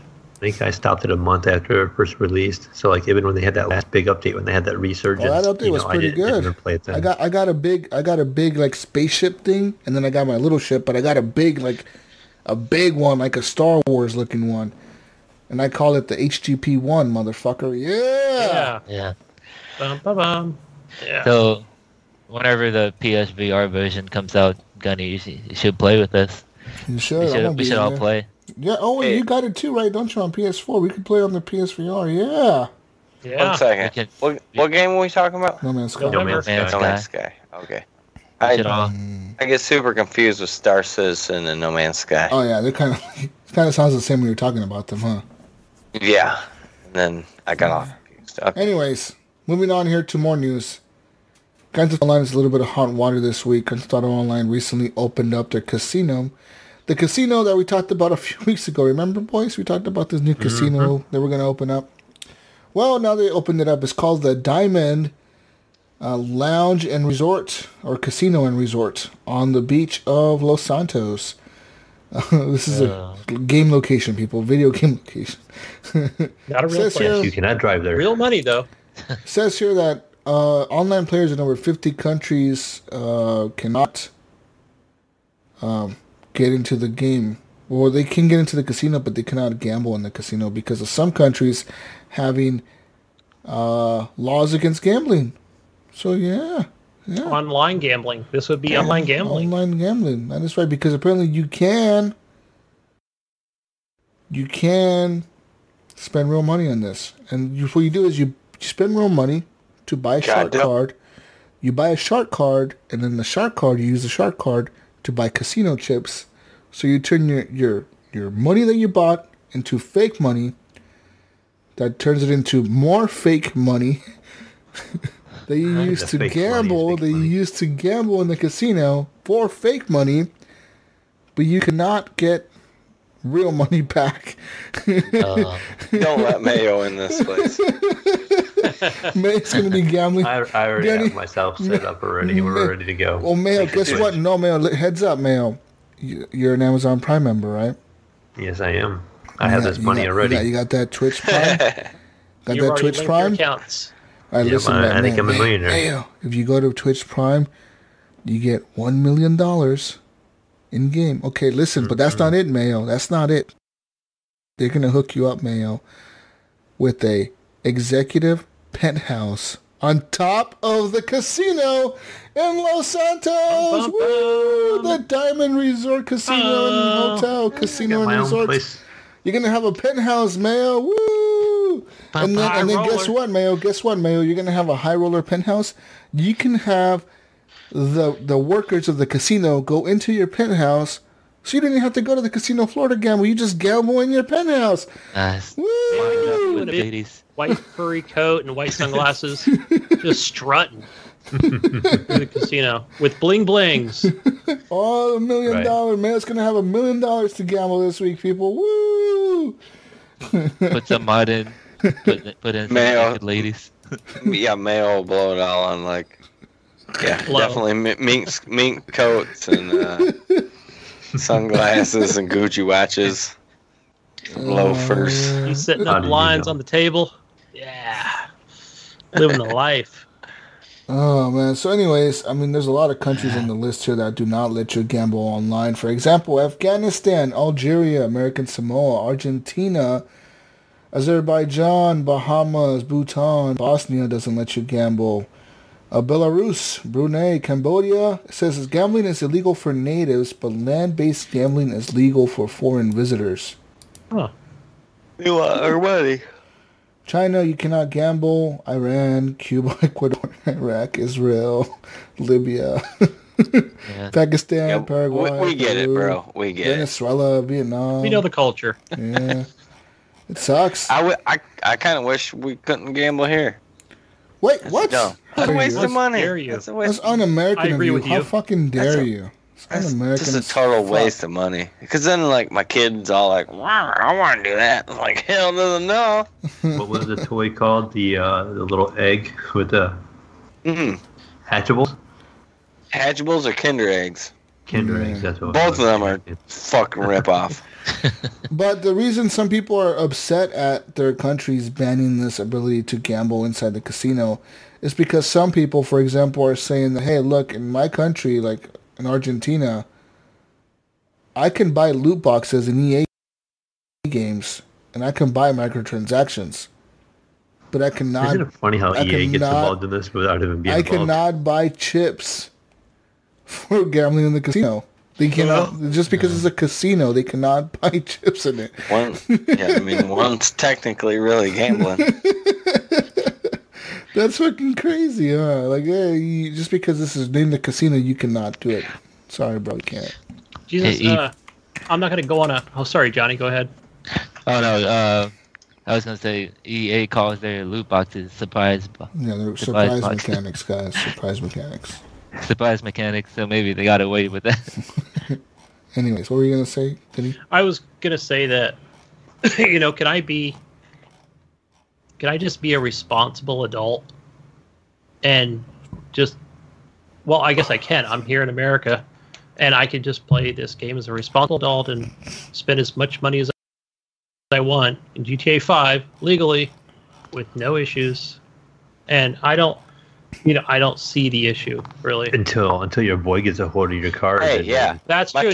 My 12-year-old kid wants to play this. God dang it! Yeah. I don't have one. I'm pretty lucky. My 13-year-old, he's super lucky because he just wants Roblox, and he does get a $5 card every so often to purchase some cosmetic stuff. But so I deleted Roblox and pretended it won't download again.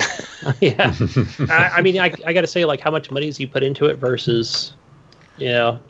What do you think? What do you think of the thing that?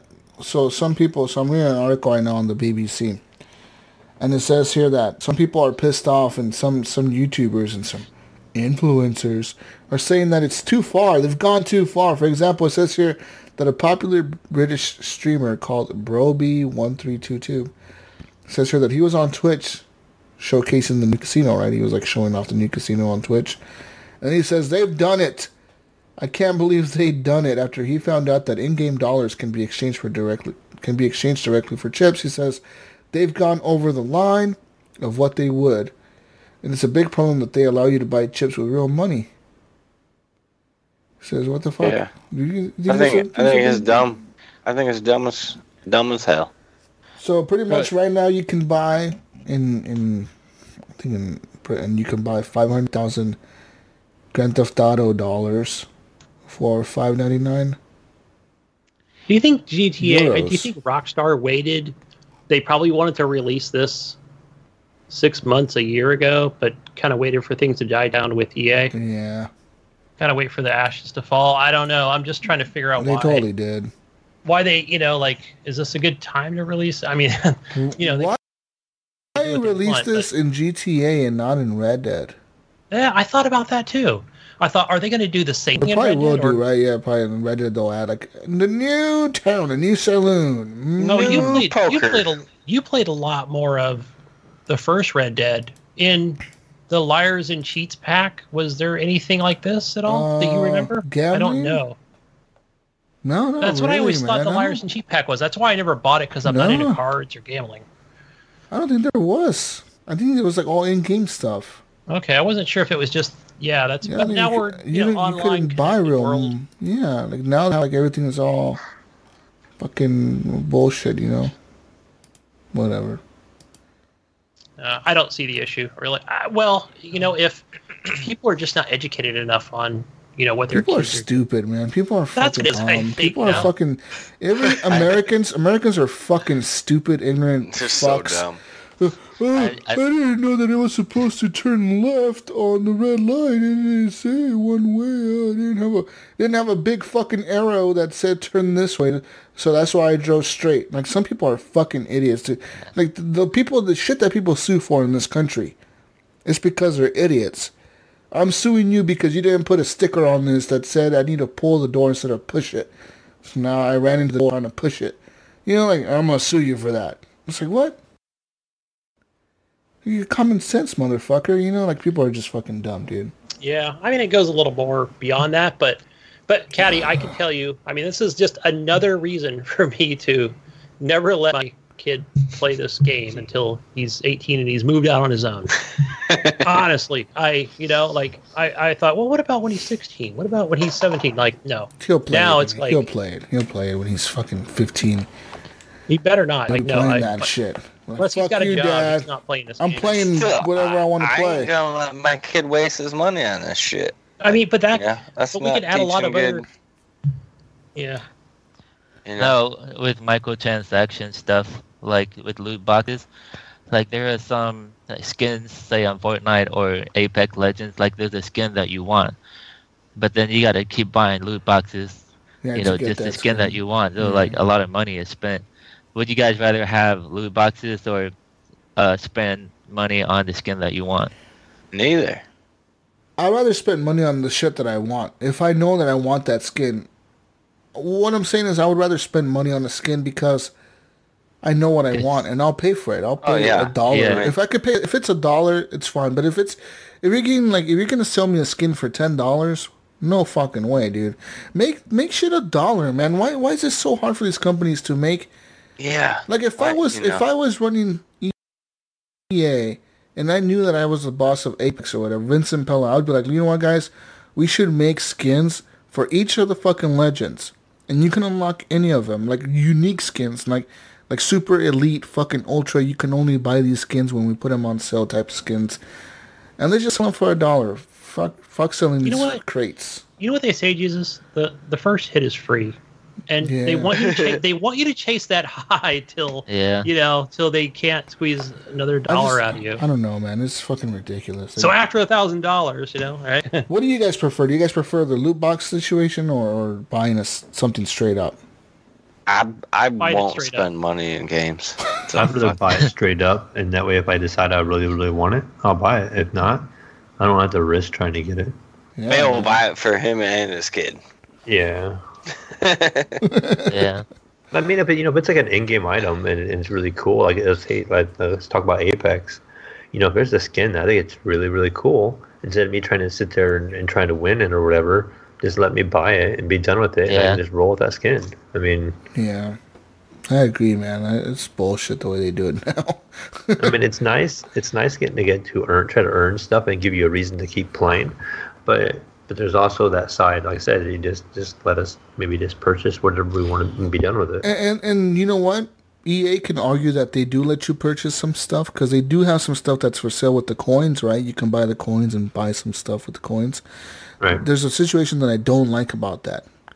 They have these skins that they put out for the guns, like say for the R301. They'll have that skin, this super cool looking skin that they put out for it, right? And I want to buy that skin and it costs 2,000 Apex gold coins or whatever that I have to buy with real money. So I say I go buy the 2,000 real gold coins or whatever with my $10 or whatever. I buy the coins. I go back there and I'm all excited. I'm going to fucking buy this skin. I cannot buy that skin until I buy the first skin, which unlocks the ability. That. It unlocks the ability to buy the second skin. So I have to pay real money. I have to pay real money for the first skin. That you don't want. That I don't want to get that other skin that I do want. Yeah. For the same fucking gun. Not even for different guns. It's for the same thing. Yeah. Well, I noticed on Apex too, like when they were doing the season pass stuff, I thought about buying, like, there's like 2 season passes. I can't remember, one that gave you like 25 levels or something like that. But it was like 2,100 Apex credits or whatever you want to call it. Well, you could only buy 2,000 at a time, so you had to had to like round up basically. So now you have 900 credits left, and guess what? Everything costs 1,000 credits or more. Yeah. So that's what the 900 credit. You can't use it. So that's how they get you. You know what we're describing, Jesus? This is mobile gaming. Yeah, it's like mobile gaming. Yes. Right. I mean, this is the whole practice of that. It's what they do, man. Like, what the fuck? They're the one that started EA it. does it on everything, man. That's the problem with EA. And you know what the problem with EA is?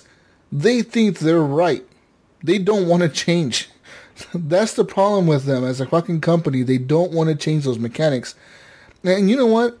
Because right now the United States is looking at loot boxes, or the Congress and shit. They're looking at if loot boxes should be banned. Some people are saying yes, some people are saying no. It's a choice of the consumer, right? But you know, if they do ban loot boxes, you know what game is gonna die right away? Madden and FIFA, dude. Those games are fucking done. Yeah, they're fucking dead. True. They're not gonna make those games again. EA just hired like 2 lawyers for like $6 million, $7 million retainers. You know? Yeah, man. I don't know. I mean, how much does it cost to remake Madden for the? No, but listen, it doesn't cost much, right? But that's their biggest moneymaker. If FIFA goes from making $1 billion a year to making 100 million because of the copies sold, yeah, they're gonna be like, "Fuck, that game's not worth making anymore." You know what I mean? Yeah. Why are we gonna make this game? It doesn't make as much money as it used to. Fuck it, cut it. You know what I mean? They'll just cut it. I wonder what they have to pay out though in like licensing, players. Because they gotta, every year they're adding new players. They have to license those people. I mean, every year you got players coming from college. They're gonna have to get licensed in that next season. Yep, and you got to pay for the rights to have the jerseys, the rights of the logos, the rights of everything. You got to pay a lot of money. And I'm sure the NFL and stuff like that just abuse that. You know, they're just sitting there going, "Yeah, we know you're gonna make money off of this." You know, pay us to have this stupid logo in your game. You know, the EA just charges us, so then we just we can't even get NCAA football anymore, can we? No, we can't. That's the reason why. You know why? Because they don't fucking they don't make much money off of that. Yeah. And licensing. Yeah, the players aren't making money. So you can't use a player likeness or anything like that. Yeah, that's Plus, what it was. NCAA, you know, they make enough money. Well, yeah, the NCAA makes money their own way, right? Their own way. Yeah, but I always had more fun playing the NCAA games. Oh, they were always fun, man. Yeah, they were super fun. They felt like a lot. It just felt unique. More unique shit was going on in those games than the NFL games. Man, I don't know what's going to happen with the loot box situation. The United States still hasn't figured it out. There's too much arguing. That's the thing with the United States. We don't get shit passed nearly as quickly as most other countries. Most other countries they'll get behind something and they'll just do it. The U.S. gets behind something and 20 years later they'll fucking figure it out. Oh yeah, this thing that happened 15 years ago. A harder rule too, you know, like they'll have prime ministers or you know, that's true. Full rulers of their countries. Where here, where everybody has an opinion and everybody has a stance and 100,000 opinions. Yeah, and you know, and hopefully these Congress people or whatever, they'll see that GTA 5 is, you know, this is real gambling. You know, this is what it is. It's for adults. You know, this is not fucking like Apex or whatever other game that might have. I think that I honestly don't think like a Warframe, whatever game. I don't think loot boxes are going to be bad. I don't think so either. I don't think so. I don't. What I think will happen is we're going to get games rated adult and up. That's what's going to happen. People are going to start using adult rating on games. Yeah, like gambling will make it go to an adult rating. And would you agree, guys, that I think the ESRB really needs to step up? Because, again, that's an independent company because we want the government to step in. Well, either they're going to have to step it up and start rating games as adult games if they have online gambling like this, or the government's going to take over and be like, you know what, we don't need you anymore. We're going to rate games ourselves. We're the ones rating the games. So much about the rating, it was more about the delivery system, right? Where now games are downloaded, so anybody can download it. It doesn't matter what age you are. You get an Xbox and you're 7, mom gives you the credit card. But there's ways to verify that somebody is somebody online. There's ways to verify that. For example, I recently sold my old phones, right, on OfferUp. And OfferUp has this feature where you can verify that you're you by sending them a picture of yourself, and then you send a picture of your ID, and they verify you're you. Like somebody looks at both of those and says, okay, this person looks like this person. That's him. Okay. They could do that with consoles. They can make you upload a picture of your fucking ID and a picture of yourself, and the game will know, the console will know, when I see this person on the camera, is that person playing, and is that person buying the stuff? Is that person purchasing shit? That's fine. I got a picture of Dad hanging on the wall. Yeah. Hey, but if that's what it takes, Caddy, to keep, if that's what it takes to extra steps to keep the government out of my fucking video games, why not? And then I'll continue to support GTA's right to put out things for adults that I have no interest in.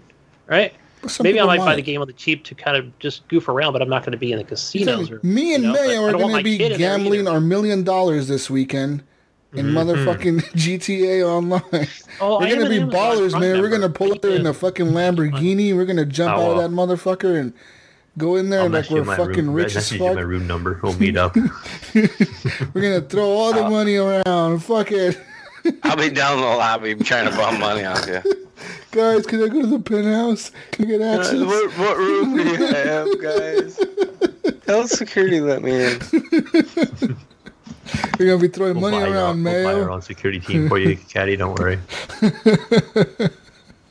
Yeah, fuck yeah. But yeah, man, I kind of want to check that out. Maybe I'll get on GTA Online this weekend sometime and go check out the casino. I want a review of it. I want to check it out, man. That's blow that $1 million. Why not? I mean, I'm not going to do anything else. You probably have it, Johnny, on PS4. No. Oh no, I don't have it. Yeah. Is it a free update or do you got to pay for it? No, it's a free update.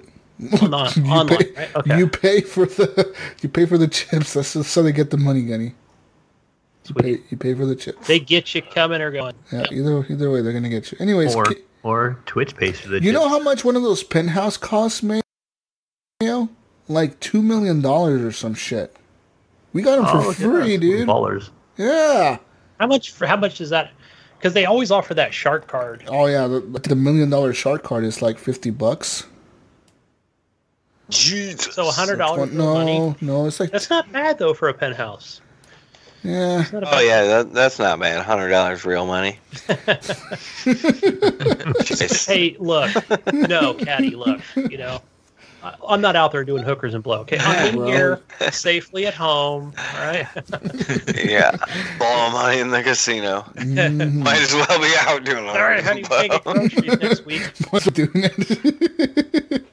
Play responsibly, people. Community questions. It's time for community questions, ladies and gentlemen. Time to get to question time. Question time. Gunny, got the questions? Yo, I have some questions. I have a few. Okay. And the first one comes from Jonathan Hall. He wants to know Stadia versus VCS. Who's going to win 2022? Is it going to be Stadia or the VCS? What's his VCS? No. It's got a wood finish. Atari box, yep. That's a hard question. Should have said VHS, Stadia, right? More like. Yo, who the hell's gonna play some damn console with wood on it? Right. Jonathan he's going for that instead of Stadia. Jonathan's wasting $400 on a paperweight that's gonna have like fucking Android games on it. Yeah, he'll be playing Android games with fucking Atari 2800. He's hooking an old phone. Hey bros, I'm playing Pong. Got my joystick here. What's the balloon game you guys like? Bloons TD is gonna be running on those VCS. He's like, did you guys see Joust? Oh my god, look at the graphics on Joust. It's looks updated. like a real ostrich. It's updated for 2019. It's running in 4K, man. It's real 4K. It's practically 3D. Pitfall in 4K, so good. Stadia's gonna fucking kick his ass. See, VCS is not even a thing, dude. I don't think it ever comes out. Neither one. I don't think it either. I'm going neither one. Who knows? It like it could have came out last week. We would just never have known, you know. I don't think it's ever gonna come out. You're right. You're right, man. Yeah, probably not. You know what? And if it ever does come out, I think you'll just be browsing your local Target shop, you know, like on a section one day and go, oh, it did release. There it is, the bargain store is going to have a dinosaur console. It's in the $5 game bin. What the fuck is this doing in here? Got wood, though. It's using as a prop to hold the $5 Oh, shit. Oh, man. I think I'll go with Stadia. Yeah. Wise choice. choice. Safe choice. $390 for the fucking walnut edition. Wow. Do I got to buy Pledge to keep the finish? Definitely. Shiny? Well, they have a black one too, Gunny, and they have one with yellow on the front. Who the fuck's going to get a yellow front console? Who the fuck's gonna get a wood grain console? Who the fuck wants wood grain on their shit? It's 2019, man. Come on. I wanted my that grandma 5 years ago. Yeah. My grandma. It'll match real nicely with my grandma's big ass wooden TV and shit. Yeah, her $500 TV. This is gonna be Christmas presents for all of us from all our older grandparents. Got you gaming. Oh, you like video games? I found this in the Sears catalog. I heard you like them video things and video games. It hooks up to your CRT with this little UV adapter. Oh, shit. Anyways, Gunny, next question. Next one from Brian Tulp Jr. What's up? He says, okay, so I seen Jesus posting because he has to work more hours to keep up with the Joneses, a.k.a. Brink. Is the PC Master Race just a ploy to get us to work more hours? He said you never posted that before when he was on Xbox. That's true. He's right. No, I saw that post earlier. He's right. I never did post that before. Are you keeping up with... Is this just the Joneses and Brink and Gunny and Mayo and... I gotta keep up with you guys. Is that what that is? In the Master Race. Yeah. I mean, no. No, it's bullshit. No, I'm working extra hours because I have to work extra hours. I mean... Duty calls. If I didn't have to, I wouldn't. But yeah, I mean, as far as keeping up with them on the PC, no. Even Brink with his new GPU, I think he got the newest AMD one. I forget what it's called. Yeah, the 5700 XT. Yeah, that fancy fucking name thing. He got that one, and even with that, I mean, it's like whatever, dude. You know what I mean? Good for you. Yeah, well, that's the thing too. You kind of learn. Yeah. As a PC person, you're happy with what you have, and whenever you're ready to upgrade, you're gonna upgrade. You don't really care what other people have. You may be like, "Oh, that's cool for you." You know, I'm glad you have that. It's awesome. Whenever I'm ready, yeah, but $10,000 PC, brother. Yeah. That's nice. I want like a 3080 Ti or something. Like, so what's up with the 2080s? Are they only 8 gig or? Well, so they just released this new 2080 Supers. And they're right there between the 2080 Ti and the 2080. They're $700, basically $699 supposedly. But everywhere I see now they're like $750, $740. And they perform pretty well. I mean, price per dollar, they're not going to perform as well as the AMD stuff. You know, I was talking to Brink about this the other day. I'm kind of excited about a 2080 Super. And he's like, well, I could buy 2 of these 5700 XTs for like the price of that 2080, but I'm like, this 2080 just still kind of beats it out. I know it's a lot more expensive, but in the long run for me, I'll pay the extra price for the better performance. To me, I'm not really doing it as a budget. I just do it for the performance side of it, and I'll go as good as I can afford. Yeah, how many gigs is that 57? I believe it's on the 57. I think is 8 gig, and so was the 2080 Super. Yeah, and see that's what I can't. Like we have 8 gig already, just DDR5. Yeah, the difference is RAM is faster, and it stores a lot of information in that RAM, so it's able to process and send that information with a higher bandwidth. Yeah. So it enables them to run faster and handle more graphic power. But I want more. And faster. Yeah. Before I upgrade.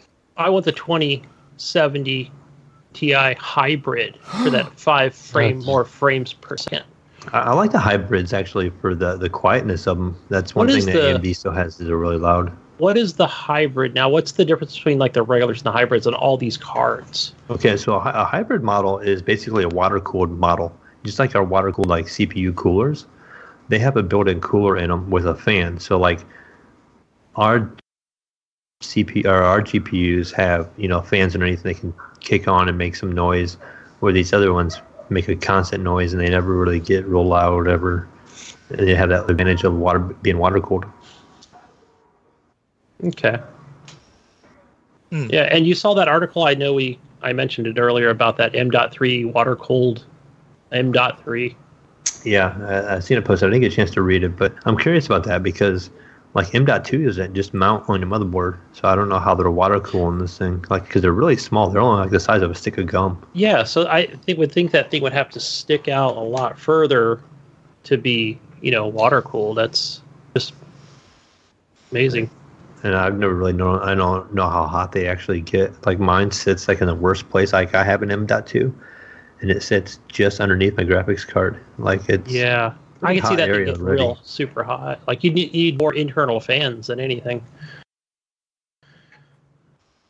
But I'd never have a problem with it overheating. I never had it fail, or I'd never had it do anything. Like not respond correctly or anything like that. So I don't know. Maybe it's just another option. Yeah. It's just more chrome on the car, right? Is what it is. RBG. Yeah. That's what I thought. But anyway, next question from Vetterholic. He says, I've noticed that Jesus hasn't streamed on Mixer lately. Has he quit or just taken a break? I've just been really fucking busy, dude. Streaming takes a lot of time to set up. And, yeah. Pretty much. That's all I have to say. It takes a lot of time, dude. You know what I mean? I've been busy. Yeah.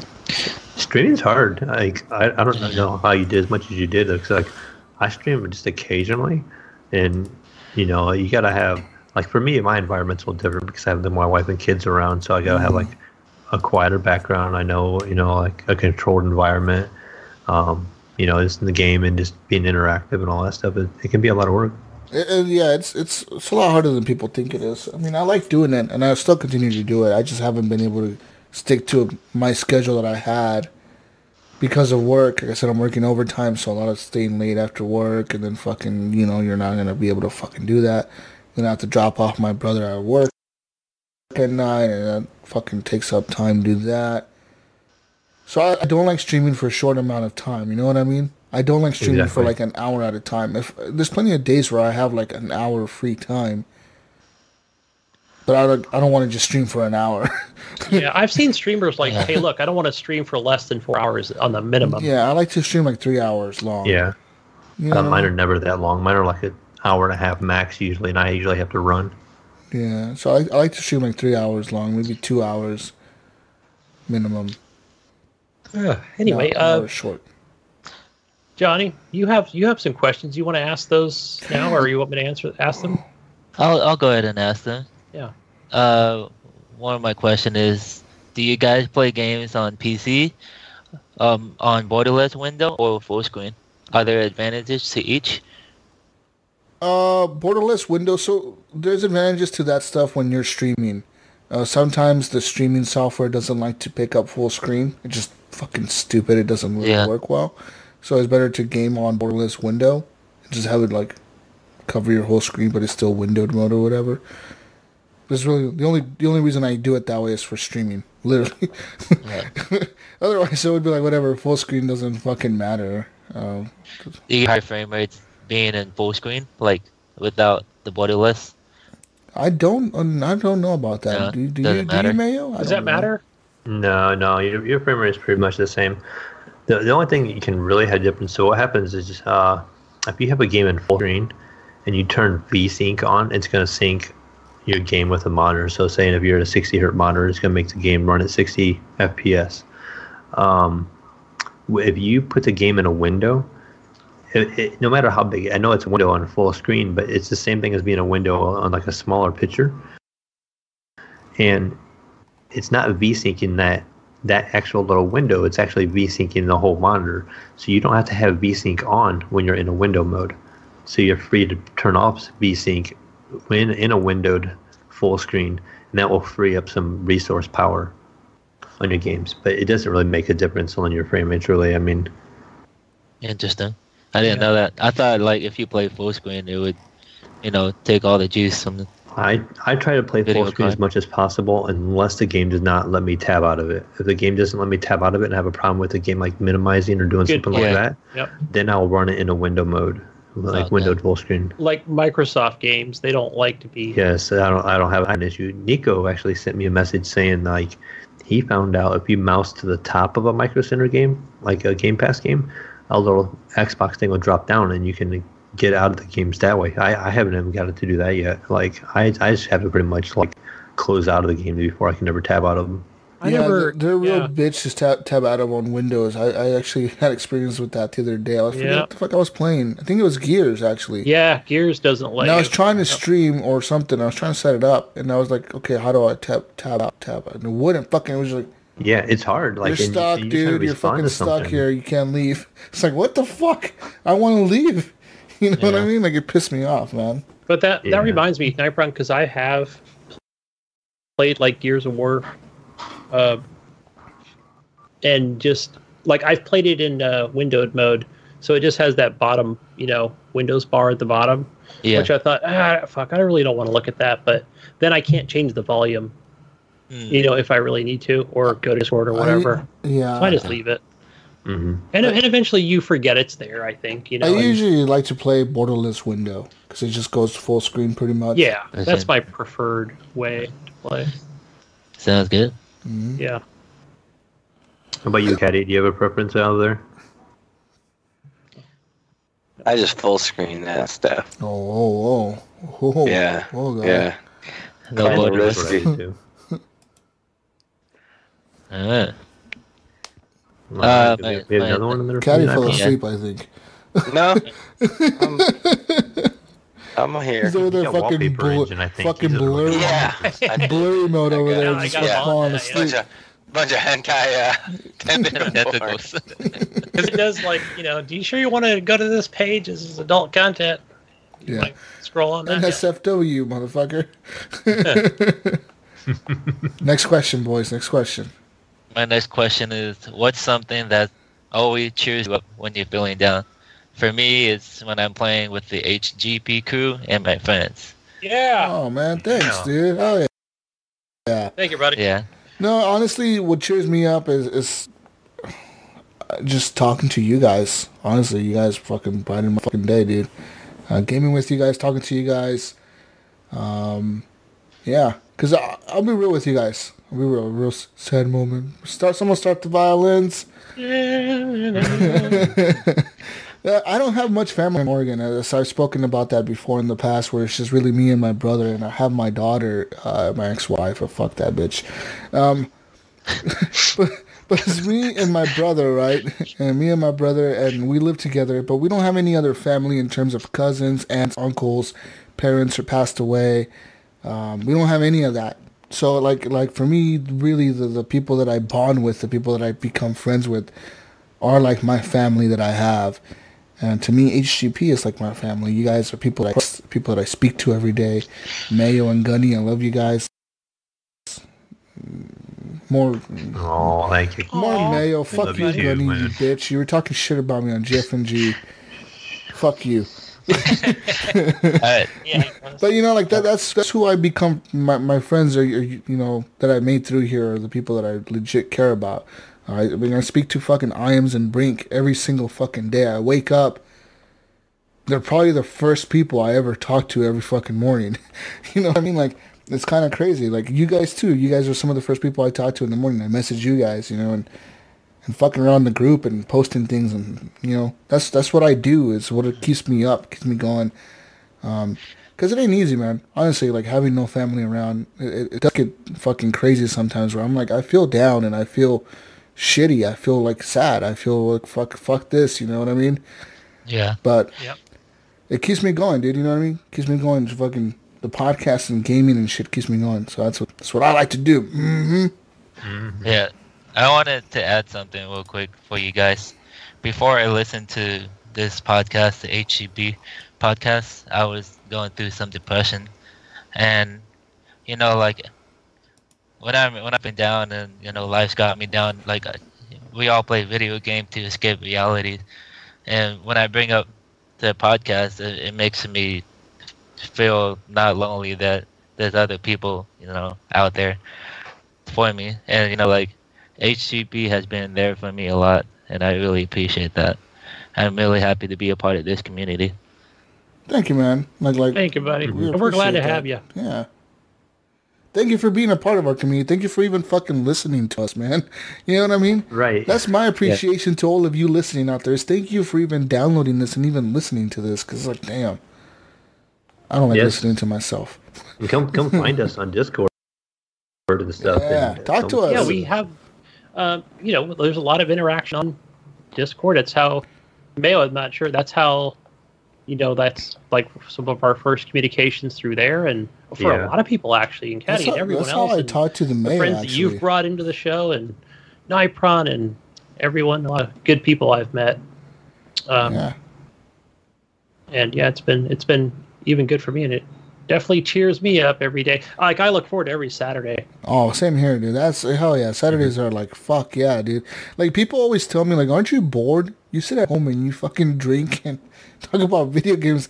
It's like, no, dude. It's like me going to hang out with fucking friends and talking about video games. You know what I mean? Yeah, we might as well be sitting at the bar. Yeah, right now literally, that's exactly what it would be. Sitting at a fucking bar at a table drinking and fucking bullshitting about video games and shit. You know, we get to sit here. We are being able to see each other right now, so we are like pretty much face to face right now, and getting to sit and see each other because that's just one time a week. That's the only time I see you guys is when we record on Saturdays. We may play together, but I don't visually see you guys. I hear you guys and I talk with you guys, but just something about sitting down and seeing you guys face to face and stuff and getting to talk about games is a great time. Definitely, dude. And that's fuck yeah. That's what I look forward to. Hell, I don't like half the real life people I know. Yeah, he barely likes me.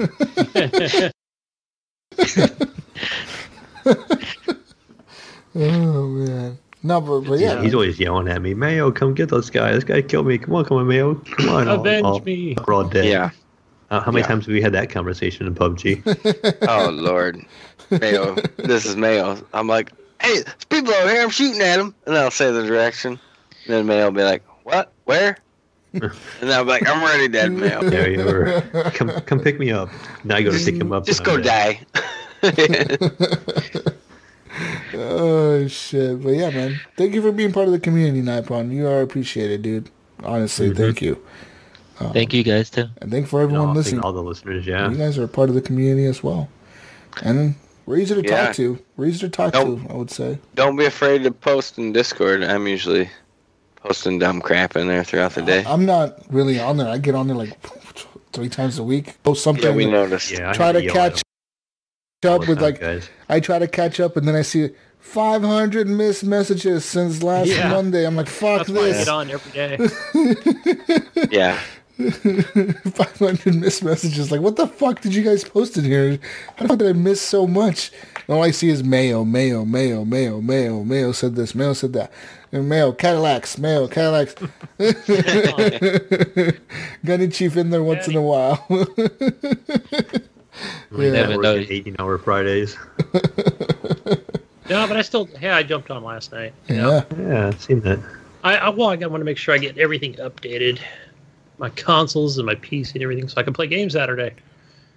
That's right. But anyways, people, thank you. Is there any more questions? That is all for the questions. Awesome. Thank you all for listening. Thank you, Nypron, for joining us. Thank you, Caddylax, for joining us. You're welcome. Thank the Mayo. Thank you, buddy. The Gunny. Always a pleasure. That's right. And people, you can find me on Bethesda Net, or is that what the launcher's? What the fuck's it called? Bethesda launcher? Oh yeah, that one. Bethesda.net launcher. Bethesda.net launcher. Find me on there. Add me as a friend. Jesus Walks Out. That is my gamer tag on there. You can also find me on Steam. Jesus Walks Out. I actually have like 20 friends now, guys. I feel like happy. You're filling that void in my void in my life. Being introduced to some more people. Jesus. How many friends do I have? Friends, view friends list. I have 3 online friends and 19 offline friends. Are we talking Steam? Yeah. Steam. Oh, yeah, Mayo, I have 10,000 friends. No, I don't have That's it? So do you guys know, like, your level of Steam will determine how many friends you can have? Really? Like, are they limited? Yeah, so, like, once you get higher level, it increases the amount of friends by 5. Like, I can't remember if it's, like, every 5 levels, whatever. Like, how many can you hold? Does it tell you? No, it's just, I have, like, 20-something, 22 I would have to look it up. It's a ridiculous amount. I think it caps at like 2,000. Wow. Like right now, I have 71 offline and 30 on, and 12 in game. Wow. That's a lot. I don't even want to know that many people. I got 48. 10 online and 34 offline. Yeah, you guys have been adding me slowly but surely on the Steam machine. But add me on Bethesda. I need people to play this fucking game with. I want to play this fucking game. I want to kill fucking Nazis and shit. God. Nazis. How can I help you this week? Yeah, don't you get a free somewhere? Yeah, I still don't know how to add you, so. I don't know how to add people either, man. You know, Caddy, if you would have done this on Steam, we probably would have been playing together by now. Yeah. You don't need to buy the game. You Don't buy the game. $10. Well, fuck you, Mayo. What the fuck? $10 is $10, you motherfucker. I don't have Mayo money to be throwing around, motherfucker, you. Yeah, right. I'll save that for the casino. Yeah, I say that for the GTA Online Casino. I was a millionaire, didn't you know? Anyways, people, you can also add me on Xbox Gamertag Jesus Walkside. You can play possibly some games with me on there, like Sea of Thieves and shit. Whatever's crossplay with the PC, you can play with me. Add me on PlayStation, GSUS Walkslot, and I don't really play multiplayer on there. Just add me to like watch me when it says PlayStation has multiplayer. When it says I'm playing Tetris Effect in VR, and you be like, oh, Jesus is playing Tetris Effect in VR. Yeah, that's it. Just add me to do that. Hey, last week I might have said, I don't know if I gave my gamer tag backwards or not because Pinpoint named me, so you can blame him. But on the PlayStation, I'm HGP Space Gunny. Maybe I said it the other way around last week. So it's HGP _ Gunny. It's not Gunny HGP? That's what I think I said last week, and I realized after, I'm like, holy shit, I forgot my gamer tag. I just made it, so. Damn, all right, Gunny. Tell them where else they can find you, Gunny. Where else? On the Xbox, one word, Gunny Chief. And on Steam, Gunny Chief. Where do we find you, Caddy? Oh, man, you can find me usually on Discord, Caddylax, CADDYLAX. It's on Steam and Xbox, the same thing. And I don't really play my PS4, so don't need to worry about that. And I want to add you. Good luck trying to add anybody on that Bethesda.net launcher. Mm-hmm. So just everybody start using Discord more. Let's do that. Bethesda.net launcher, everybody. Woo! Download it. Woo! All right. What about you, Nypron? You're on PS4. You're on the PlayStation Nation. You can find me on most social medias as Nypron, and most gaming platforms except Xbox as Nypron. You don't have an Xbox? No, I don't have one. What? They're only like $150. I'll probably buy the next one, the next Xbox. Oh, I just sold mine. Did you ever have one? Yeah. I remember when it first came out. Okay. I didn't like the UI and everything. But do you have an Xbox ID, like through your PC? Do you have like Game Pass on your PC or anything they can get hold of you with? Yeah, I probably am. You can do that. Nypron, I think I gave you that. Well, it was a screenshot, but hey, when Gears of War comes out, just pay the $5. Yeah, man. And you'll have access to all those games. Yeah, I've been noticing. I've been getting requests on my PlayStation, Facebook, and Discord. Yeah, it's pretty cool. That's right. That's right. Listeners are adding the Nypron. Woo! Yeah. What about you, the Mayo? We have a new launcher for you. Mayo with his 50 different fucking gamer tags. GOG, Bethesda launcher. The Mayo 15, the Mayo 20, the Mayo 35. The real Mayo. The fake Mayo. Oh, dude, Mayo, when I tried to add you on Origins, I typed in the Mayo. There was like probably 20 plus people. See? It's probably all Mayo to consider. They're all imposters. All I needed to find was a picture of a mayonnaise.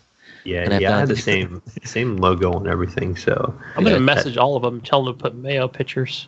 That's right. But you can find me on Steam as the Mayo One. You can find me on Xbox as the Mayo One. You can now find me on the Epic Store as the Mayo One. Oh man! Getting this store, and even though I don't own any games except for Inside, like the free one. You should have like 12 games if you would have freaking signed up when it came out. My son got it when it first came out, so he has all those. So I still have access to them. So like that Super Meat Boy, I heard is pretty good. I have it on Steam. That's a good game. And the funny thing is like all the games they give away in free. Yeah, you probably have. I already own. Yeah. So most of them I do too, but then you can also find me on Discord as the Mayo, and that's probably the easiest way to get a hold of me. Get on there, and then off of my profile, off of Discord, you can actually go to my respective, launchers that I have, and you can actually just add me that way right off the Discord. It's really easy. You're big time, but you actually talk on Discord. Yeah, I'm a talker. What can I say? Yeah. There's another launcher that I just remembered. Get out of here. There's one more, and it's something that I never use, but it's the Twitch one on PC. Oh, yeah. Maybe they were giving away like a game every month or 2 games, but they were all like just small indie games. So what's your Twitch ID? Put that in.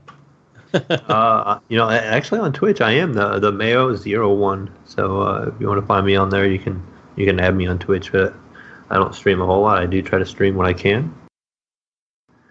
But you gotta donate. It's like 45 minute to an hour and a half increments usually, because I'm a busy individual, because I have 4 kids I have to run around everywhere. I can send you bits. Yeah, there you go. All the bits. If I added a donate button all the sparks on my streams, will you donate to me? Yeah. A follow for a follow. Yeah. But that's it. Pretty much the easiest place to find me. I am also on Origin. Here we go. I think I am. Right. Oh my God. Does it ever stop with these launchers, man? I know, right? Let's see. Origin, I am. Yeah. He's got to look it up. I got to look it up. Yeah, I use Origin so much over here. Okay, it says you're online. Oh, the Mayo one, yeah. Yep, the Mayo one. Imagine that. So there you go. I'm also the Mayo one on Origin, so you guys can find me there. Still playing some Apex here. Getting carried by Caddylax and getting carried by Nypron. Hell yeah. Jesus doesn't carry me. No. Man, since he's not around right now, we can talk about him. I think he left the building. Yeah. You guys are pretty heavy. I don't know. I had a lot of fun playing Apex this week. I haven't really played it a whole lot. But compared to Pubg, like we were in Pubg and it just wasn't hardly any fun. We got right into Apex, and like the first match, I was like, well, that was at least fun. I was surprised, Caddy, that I got used to E for the interaction so easily. I thought, oh man, how could I go from F? It's way better than F. E, but I didn't like F as interact actually on PUBG. Yeah, E's a lot more natural. Yeah. But you can do away with that lean feature like in PUBG. I don't ever remember the lean. So like me neither, but my Xbox buddy uses lean all the time, and it gets him so many kills. All I do is lean and get shot in the head. That's true. They're just waiting for you to lean. Maybe I should try it with the controllers. Jesus does so well in Apex with the controller. Yeah, I know. I wonder if I should too. Especially. What is your issue, guys, with this mouse and keyboard, man? Come on. I know. Movement. I look up to you, Mayo. You got to keep it real, you know? Yeah. If you're not keeping it real, then I don't know. Maybe that auto assist is real good. There you go. Yeah. I could use all the auto assist that they give. Yeah. I'd crank that up to 100. Maybe next time we should let you try that. Jeez. I mean, am I going to have to carry you to the car to take you to McDonald's next time? My gosh. Speaking of, Gunny, do Do we have another update about your mouse? Like how you getting along with your new mouse over there? Oh, on mine, it's I've been pressing on the right side a lot less. Mm-hmm. I've noticed. But I think even today, where like when we were playing Apex, and that was just wild because I don't play that game very often, and I accidentally downsized the window. Like how the hell I even did that? I don't know if I pressed the two right buttons accidentally. Is maybe what it was. Yeah, because I went to get Caddylax up like to revive him, and I'm like, "What happened? I think my game crashed." Minimize the game. I minimized the game. I was like, "Oh yeah, it was right." Spun around. It was right when I was coming back in from a drop ship. Then I landed in, and I'm like, "I don't know, you're standing right there." Because you know how it shows you where the revive machine is, and then it shows you the direction, but then it disappeared, and I'm like, okay, I have a general idea of where it is, but then I got turned around, and Caddylax like, keep going right, your other right, and then like, I think my eyeballs were spinning around in my head, you know, like I was getting like a little queasy, you know, even 1440p. So, have you figured out the Synapses yet? Did you ever try to download Synapses? I did. I downloaded that today actually, and just kind of messed around with. I noticed now, like if I press my DPI button, it'll show. Like currently, I'm at 1800. Ooh, you're really high. 1800's high. Yeah. If you step down, it's only at 800, and it's really slow. You can make a custom one. So in Synopsis, what I would suggest is do like 6, 8, 1000, and like 12 or 1300, and play those. Like I myself play at 1000, but by default, like a regular mouse is around 800. So it's going to be really sensitive for you. Yeah, but I mean, it's totally. But when you're like I'm just here in Windows right now, and it is. Well, yeah, I turned it up in Windows, like because I have this ultra wide is 34 inches, and I have this 27-inch monitor. Like I turn my DPI up so I can travel across that monitor really easy. But when I'm in game, I need that sensitivity turned down so I can aim a lot more consistently. Yeah, I play at 700. But I had I felt like that was not an issue at all, where I think I had it too high at one point, but then I was just able to, like I said, I know what you're talking, it's like a too big of a jump to go from 800 to 1800. Yeah, but I mean, it's a matter of preference. I should have changed in-game is what I should have done. Some people like a higher DPI, and some people like a lower DPI. Like, it depends if you want to move your arm a lot or, just move your wrist a little bit. My son actually plays at 3200 DPI. Wow. And that's on Fortnite, but then I jump on it, he doesn't change it back, and I'm like all over the screen. Like I have to crank it back down, 1000. But so I have it bumped from it goes from 1000, the next one up is 3200. So he just plays on that. Jeez. When I jump on, I bump it down one, and we're good. So yeah.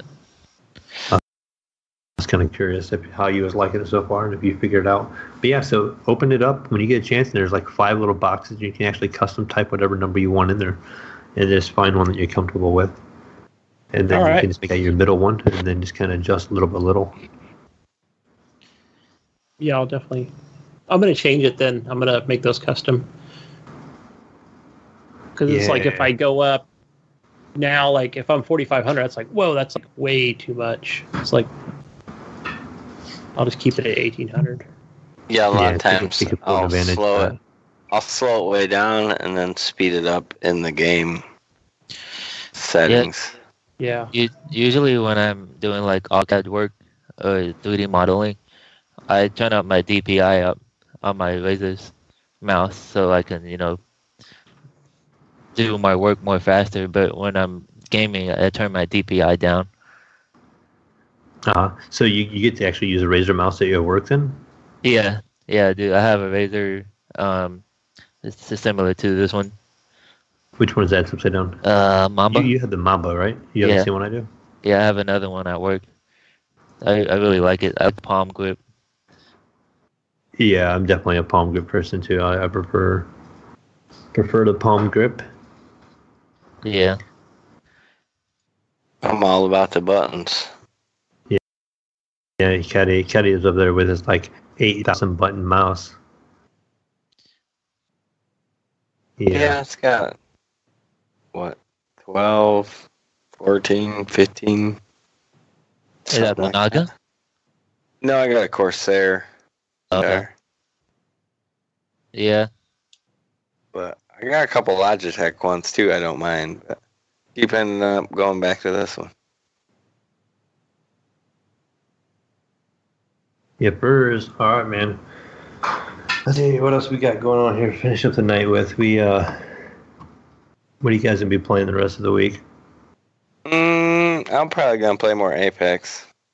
Well, Apex. That was pretty fun. I'm probably going to work on Destiny 2. I really want to finish the new raid that's going to come out. Or not, that's already out, but the newest one. How far? I know you said you were trying to beat different ones in the last episode. Like, how many raids is in Destiny 2? Destiny 2, there's 1, 2, 3. I want to say 7. 7 raids. How many have you completed? 6. 6? Oh, you're getting really close to 9. Yeah.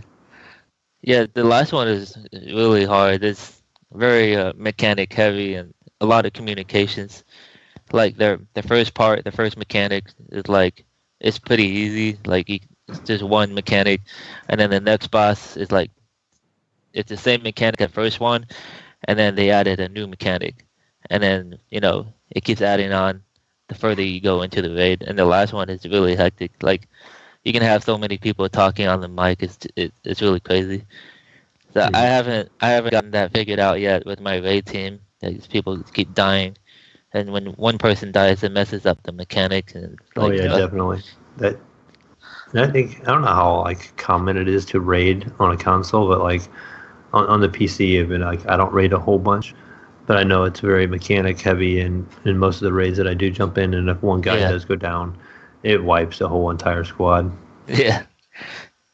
Yeah, I enjoy these kind of games where it has raids and RPGs and stuff like that. But I also want to play Squad. Yep. All right. Well, I guess that's the end of the show, guys. Yep. What? Jesus went AFK, but we're going to call it right here. I think he's out playing Apex or something. What do you guys think? He's probably going to text me here in a minute and be like, hey, motherfucker, I need you to come pick me up. So that's he's probably using that Discord, guys. Again, we just say Discord. Any one of us will probably respond to you relatively quickly. Yeah. So. Try using it more, everybody. All right. Hey. All right, Gunny, what does Kitchen say? Peace out, Brussels sprouts. Have a good night, or a good day, or a good afternoon. Thanks for listening, folks. See ya. All right, guys. See ya. Bye. See ya.